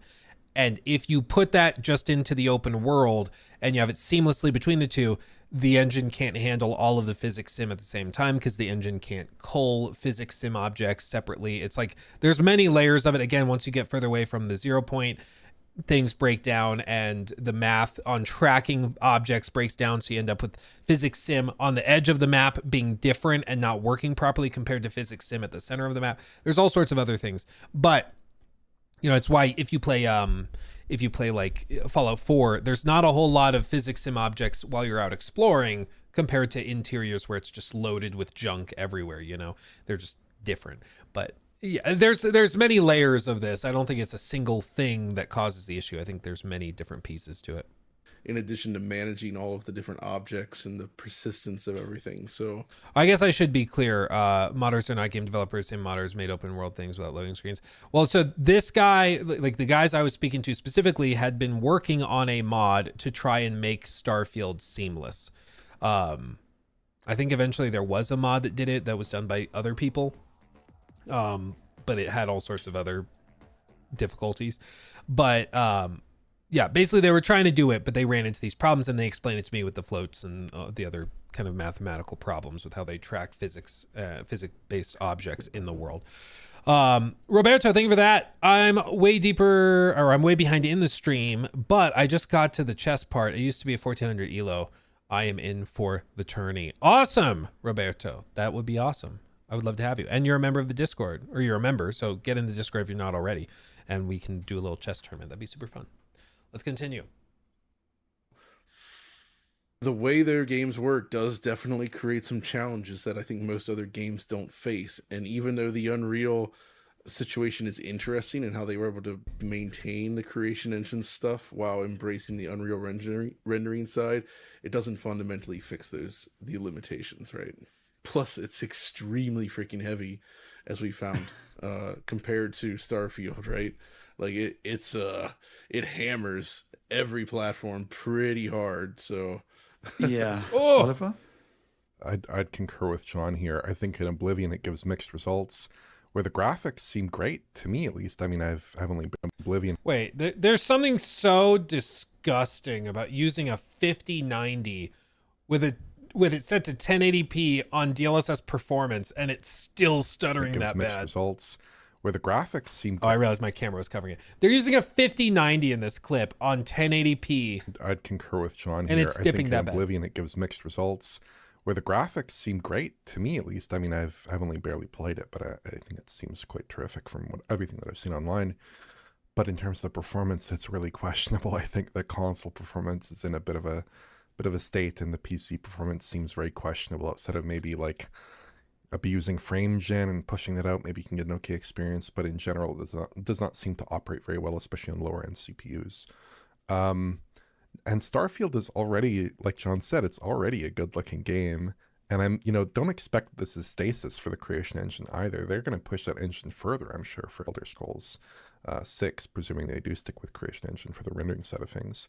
And I'm sure that if they went for Unreal, that, who knows, 5-year wait, 6-year, 7-year wait for Elder Scrolls 6 will be an even longer wait. So, Right. because that involves some adaptation and hiring more engineers and, doing a whole different process there. So I don't really know why they would need to switch. I think when you look at Starfield, it's a pretty good looking game. We had very positive things to say about it.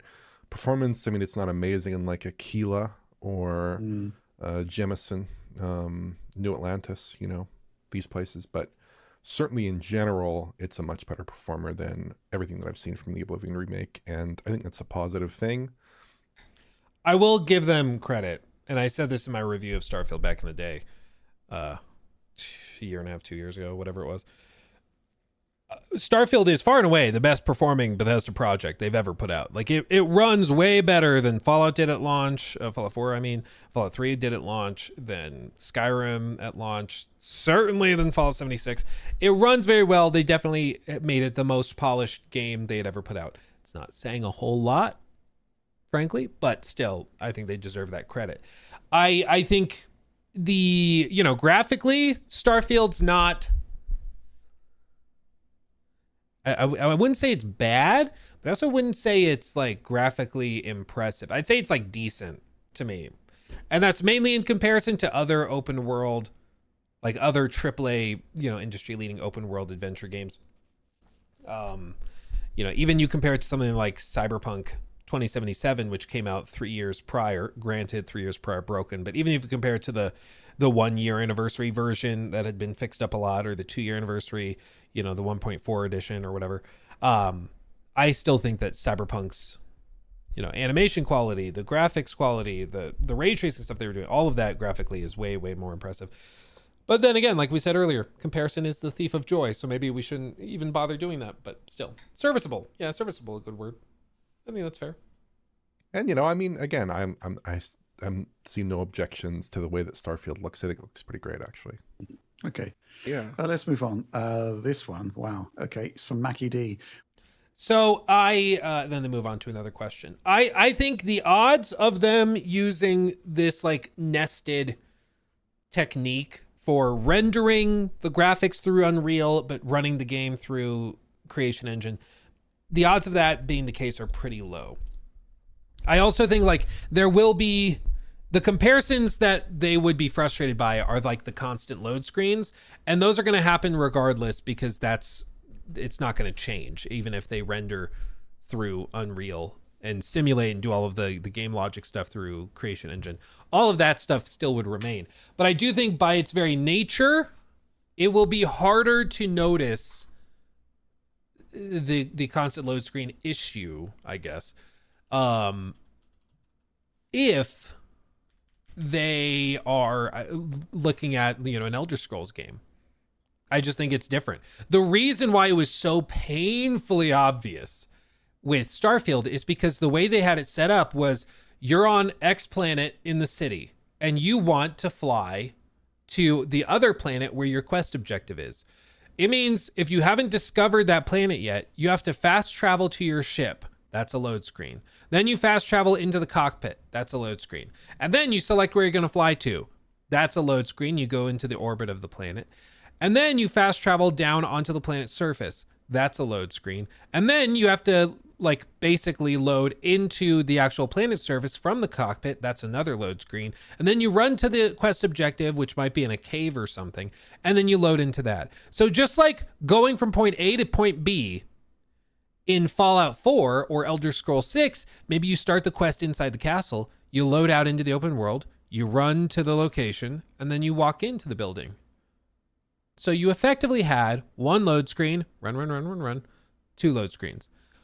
For the Starfield example of going point A to point B, you're dealing with 6, 7, 8 load screens in the span of a minute and a half, maybe. Probably even faster. So it's way more jarring, way more disruptive to the flow of gameplay. And I think that's just frankly what they didn't anticipate, was just how disruptive that could be. And it might have been that they had been working on the game for so long, they've been playing it so long in the office, that they just got used to it and they didn't realize how jarring it would be for new players. I think that that's likely part of why it kind of took them by surprise, but you can't fix it. I mean, it's just a problem. Even the mods that try to make the game seamless, it's like the ship to the planet surface is seamless, but still you're fast traveling every time you load into a new fishbowl, every time you go to a new planet, of course, like all of that still happens. So it, you know, it doesn't change things. But I think in the context of a game like Elder Scrolls 6, it will be less noticeable. Just like it was less noticeable in Fallout 4 because of just how the game was set up and how it was presented to players. So I actually think it will be less noticeable and not as big of a deal, the load screen issue. I think just by its very nature of how they set up Starfield, it was very jarring.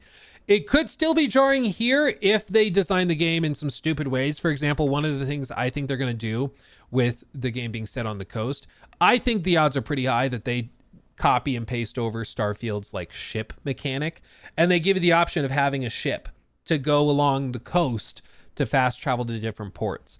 And maybe they even have like a little simulation thing where it's like, oh, you trade goods at these ports and you collect goods in the north and then you trade them at a port in the south. They do stuff like that. And with like ship customization, things like that. Maybe like little piracy mini games, something like that.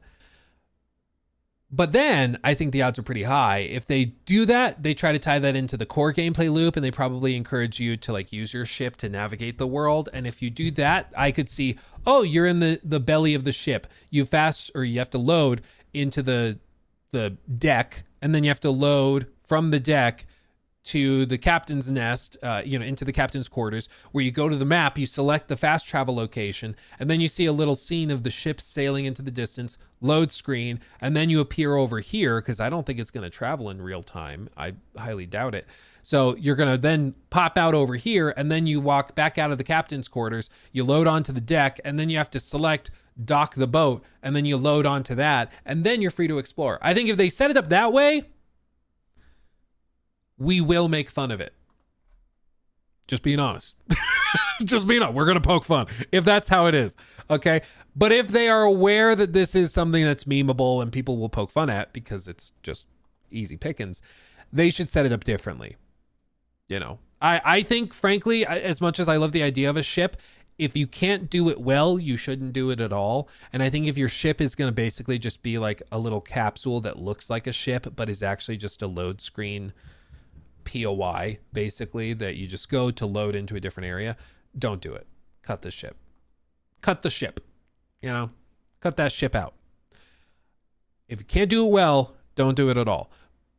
If they can do it well, and it's like, oh, you have a ship, you can customize it, it's really cool, and then you can sail it along the coast, and then, you know, just like in a Black Flag or something, you know, you just drop the anchor right here, hop off, and go explore.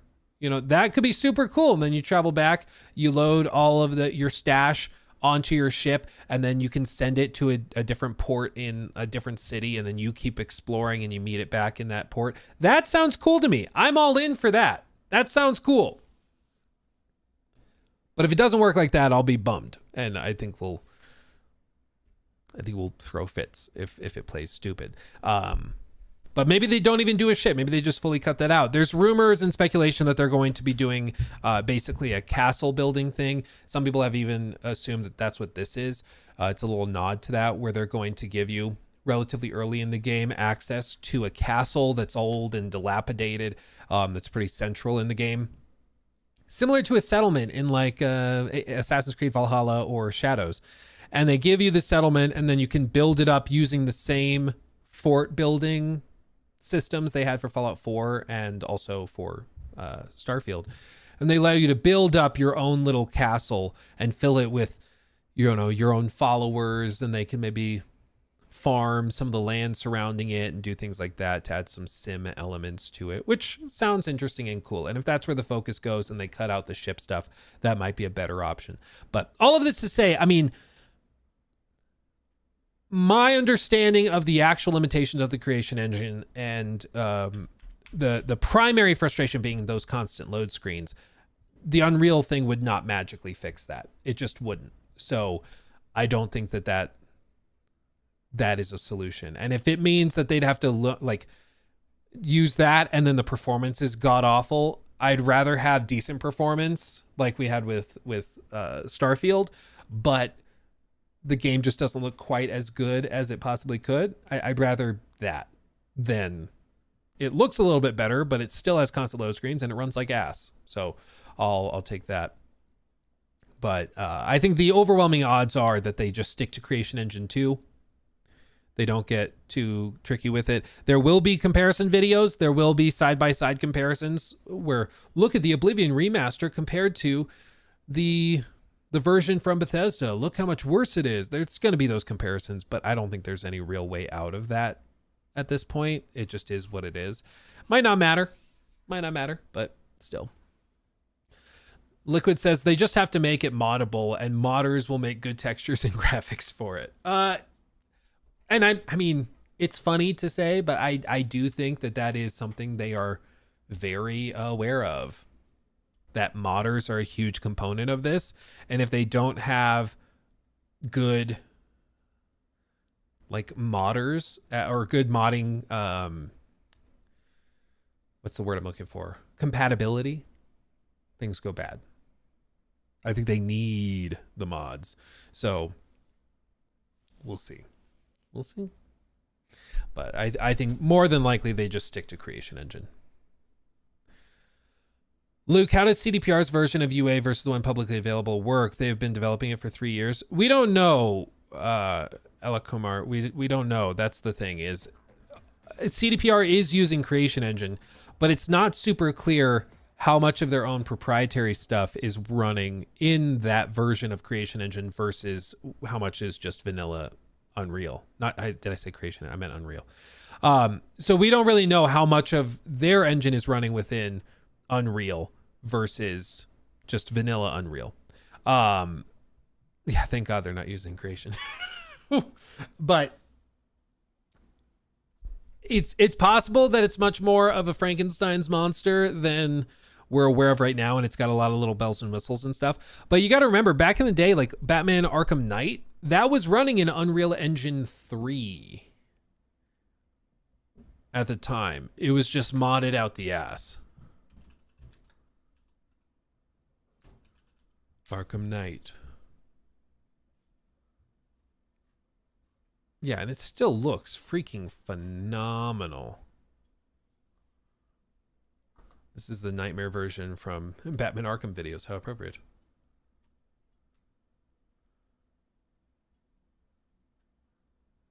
Go like here. I mean, it still looks phenomenal.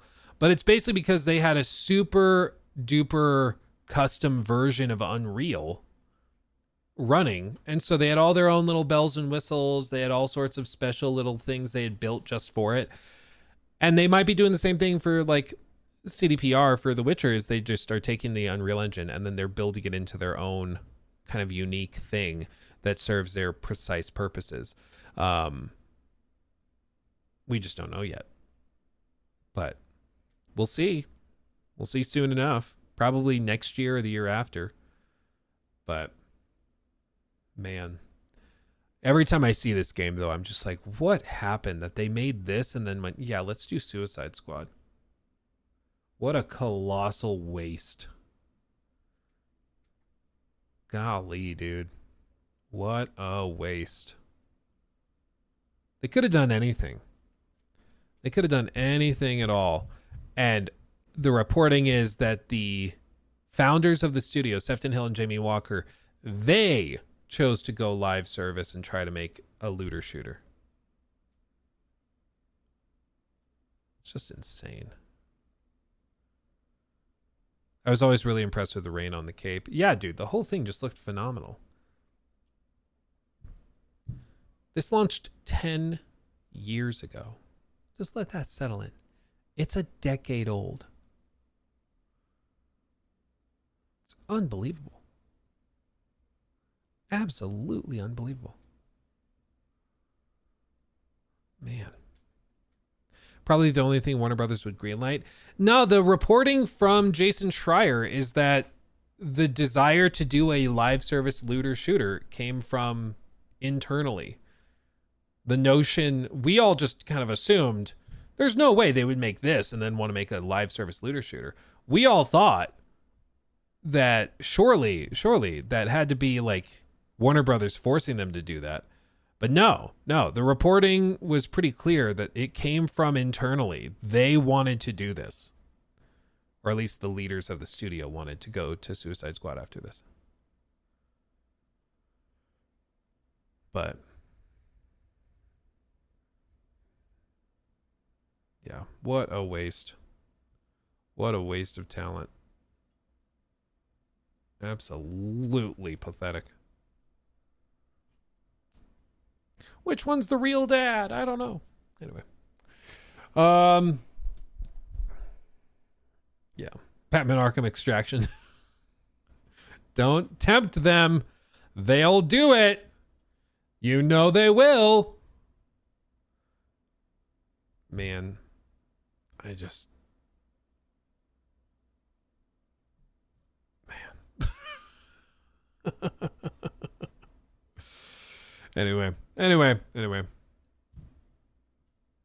Let's see. Did I get through? Let's see. Double check in. Oh yeah, Moon Hood's Midnight Walk releases in like 8 days. This is that really cool claymation game. I didn't realize it came out so soon, but I'll have to see it. I'll have to check it out. I guess we could touch on this real quick.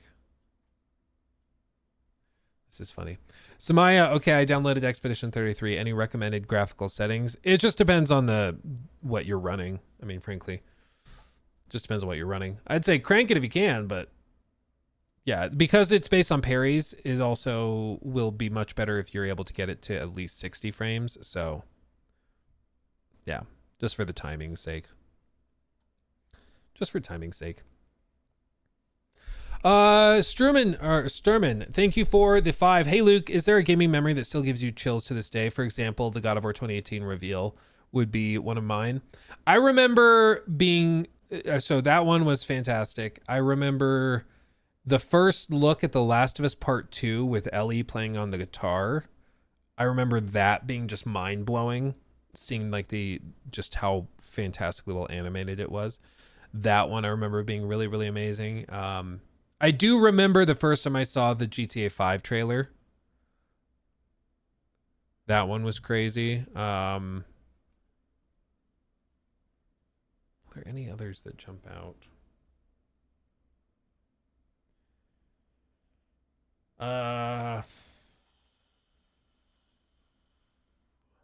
Was it the Red Dead 2 trailer when Arthur says we're bad men? That one also is really, really good. The Fallout 4 trailer, the initial one, that one's also fantastic. There's a lot. Yeah, the Fallout 4 reveal was crazy. Yeah. Cyberpunk's, yeah, the first Cyberpunk trailer after like whatever it was, 6 years, maybe 5-6 years. That one was wild. Uncharted 4's, yeah, that gameplay trailer where he's like dragged behind the truck and flings off the bridge and swings under. That one was also crazy. 1000%. Let's wrap up with this one. News segment. So this one, you know, we're doing a little bit of trolling on this topic because at this point, there's nothing to talk about with GTA 6 except GTA 6 as a concept, as an idea living in our hearts. It's sort of this like spiritual being at this point. It's kind of fascinating. You know, I think the stat was it's been like over 500 days since the last trailer or something. It's insane. Anyway, former Rockstar dev has come out and said that GTA 6 doesn't need any additional trailers at all. Which is probably true. It's probably true. Vermeij was the technical director at Rockstar Games North between 95 and 2009. He was involved in many of the company's biggest releases, including the epic GTA trilogy of titles from the PS2 era to GTA 4, which, as you can see here, outlined, you know, that very same thing. And you can see here, what does he say? If it was my call, I wouldn't release any additional trailers. There is more than enough hype around GTA 6, and the element of surprise is going to keep or make the release only bigger as an event. And, you know, it's a funny little snippet. I'm glad that Andrew Heighton from Insider Gaming pulled this because, you know, I didn't see this tweet previous, but it is kind of, I mean, it is true. It is true. They don't need to do any trailers, and it will still generate plenty of hype. They could freaking shadow drop it, which, to be clear, is like next to impossible. It would leak well before that. But they could do anything they want and get away with it because it's GTA 6. And anybody who doesn't think that GTA 6 is like big enough to get away with whatever they want, just, I'm sorry, you don't understand how big GTA 6 is or is going to be. It is on such a different planet and scale. Again, there's just nothing comparable. There just isn't. And so I think it's going to be really, really fascinating to see how they handle this. But it's why after we didn't get anything in like February, I said, I think it's very possible we don't see GTA 6 until like August or September.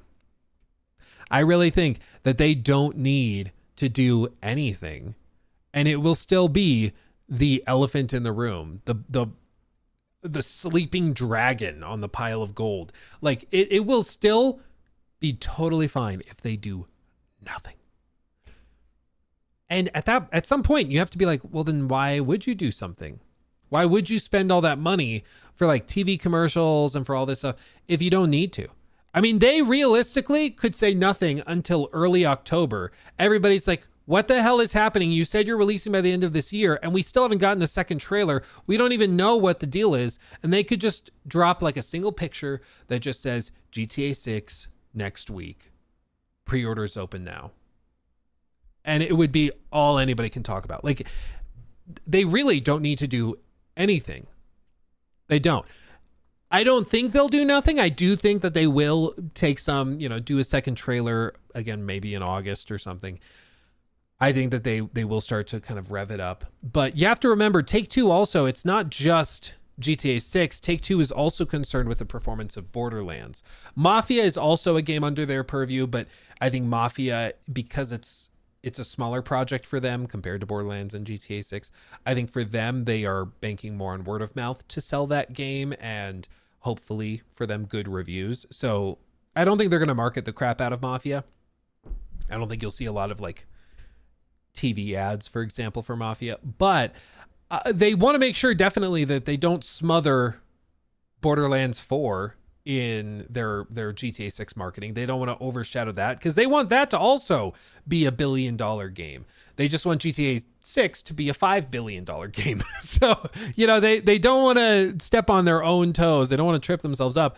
So instead, they are going to be more methodical and careful with it. And I think the way that they're going to do that is, you know, if they choose to drop a trailer now, considering that Borderlands 4 has been moved up to September 12th, that makes it quite possible that we don't get the GTA 6 second trailer until maybe like mid to late September. It'd be really funny if they dropped it the same day as Marathon's launch on the 23rd, but they could drop that trailer late September even and just be like next month, October 28th, GTA 6. Boom. And it'll be fine. A full month of build-up, of hype, of all this stuff. Easy peasy. Now, it's probably going to leak if they get really, really close to it, but I think the other piece of this, too, is that I really would be surprised if they're doing physical editions, like, within the first week or two. Maybe not even for the first like few months, because you remember what happened with AC Shadows. People have already forgotten this. With AC Shadows, the physical versions of it leaked like, what was it, a month early? I think it was. Let me see if I can find it. Because what would that have been? That would have been like mid to late February.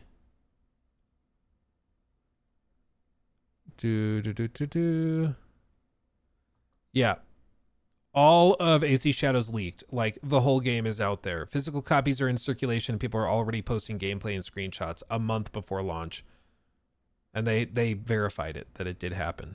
Because they were physical copies that were in like a Walmart warehouse or something. And some guy just saw them in the box, grabbed a few copies, took them home, sold them on Facebook Marketplace like a genius for $100 a pop.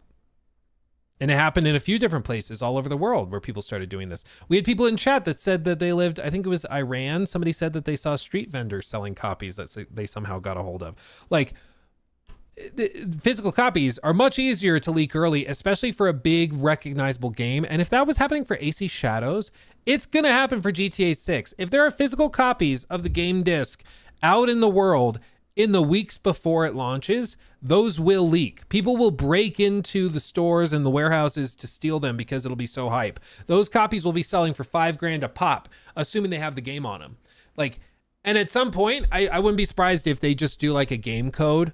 The discs don't even have any game data on them, or they just, because again, GTA 6 can get away with whatever the hell they want. They could just come out and be like, you know what? We're not going to risk it. We're not going to risk it. GTA 6 will have a physical edition, but it's going to come 6 months after launch. We're not even going to start manufacturing them until after the game has been released. Because like, why would they risk it? They don't need to. They'll release it digital only, and you're still going to buy it. Let's be completely honest here. Plus, they get bigger margins. They make more money when they sell it digital. You think that's lost on them? No. They know damn well they're going to make more money on it if it launches digital only. So my bet for a long time has been that they're going to do a delayed physical release, and they're going to do a digital only for the actual launch. And maybe they'll set it up as like early access where you pay an extra $50. You pay $120 for your copy and you get early access to GTA 6 like 2 weeks or something stupid early. So it's actually just like the actual launch date. And then they do the physical editions later. Because I just think they don't want to risk it. Because you better believe if there's physical copies out there, they're going to get stolen. They're going to get leaked. It's going to be a whole thing. It's going to be a whole thing. So, tell us, Luke, how big is GTA 6? So big. So big. You don't even know. You couldn't handle it. That's the thing. You couldn't even handle it. Oh, man.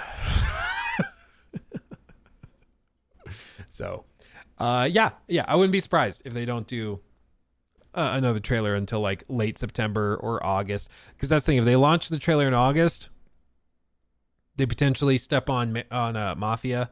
They don't want to do that. So it's like, oh, they dropped the trailer in September. Well, they really don't want to step on the toes of Borderlands marketing cycle. So maybe not then, unless it's later September, and then you just launch the game a month later. Why not? Why do you have to spend 2 months marketing the game? 6 months, a year? You don't need to. You can do whatever you want. You're GTA 6.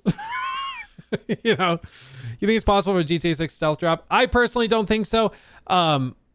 Because if there's any whispers at all, somebody will leak it. Somebody will leak it. If somebody in the marketing team, if somebody on the legal team is out at the bar and they let it slip, and they just tell somebody, yeah, by the way, GTA 6 coming out, we're going to shadow drop it next week, that will get out. Like, Oblivion Remaster, big deal. It's a big deal. That thing was leaking like crazy, okay? Leaking like crazy before it shadow dropped. More like sunny drop, really. Broad daylight drop is kind of what it did. But if it was leaking, GTA 6 will leak way faster.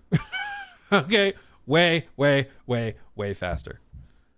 So yeah, I think the odds of it shadow dropping are minuscule. But if they could somehow pull it off, they would do it, because they could. Yeah.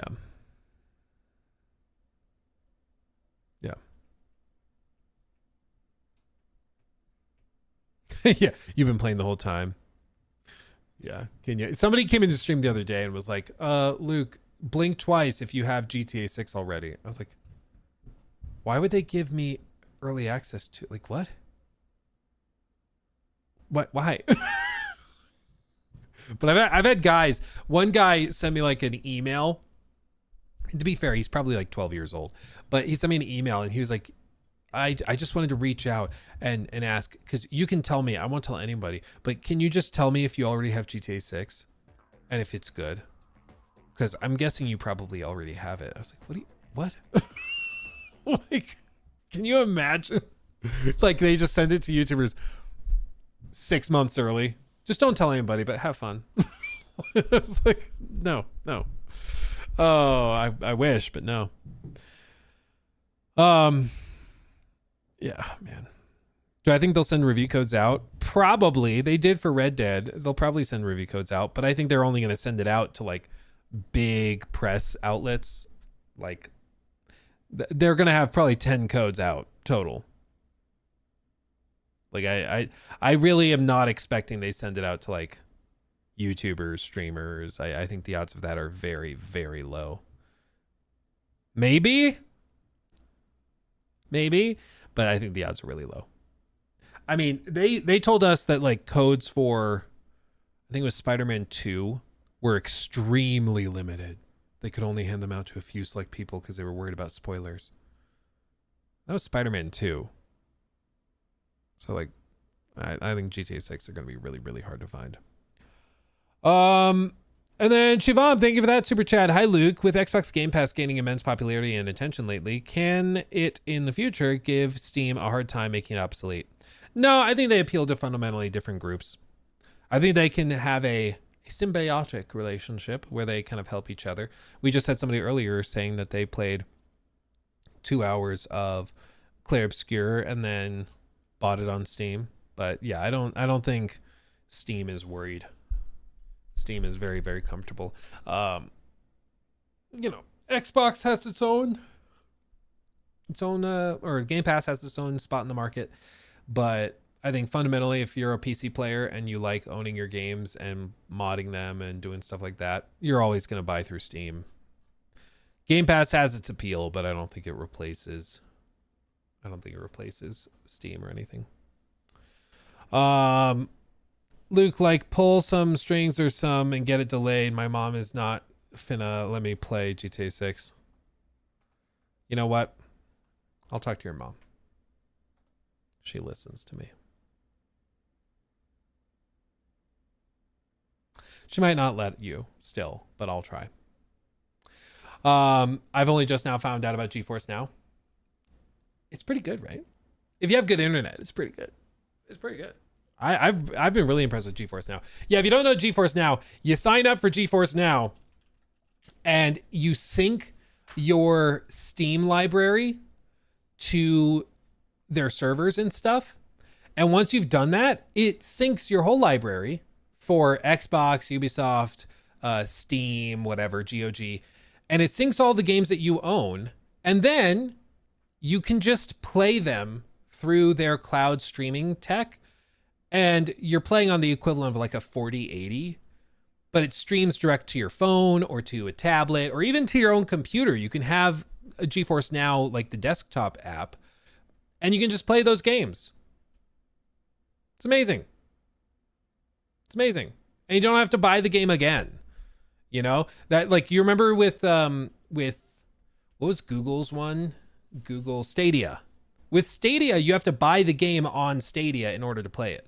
With GeForce Now, it just syncs to your Steam account, and then you play it there.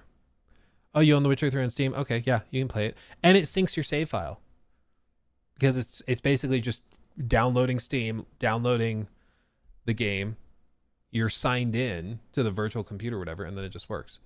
Yeah, GeForce Now and Steam Deck is a crazy combo. Yeah, exactly. It's magic. Can't recommend it enough. So... Anyway, fam, we went through a ton of stuff. I react to the CDPR Unreal Fest video. Well, we're kind of out of time because I have to go get a haircut. I need a shearing. So I'm going to go get the shearing. And we might be back later today on stream because they're going to do that big Borderlands showcase with PlayStation. So we may be back a little bit later It just kind of depends on how things time out. But I'm going to go get a haircut and lose like 10 pounds because she's shaggy. She is indeed. But with all of you guys, thank you so much. An amazing stream, amazing time, as always. We'll be back on Friday, rocking and rolling. We'll be doing the podcast with Jor. It's going to be a good time. And we're going to get through a lot of stuff. I might be back on stream tomorrow. I'm not totally sure yet, but either way, we're going to have a fantastic time. I love the gosh darn heck out of every single one of you. Thank you for making my dreams a reality every single day. And I'll see you in the next one. Hugs and kisses. Bye-bye.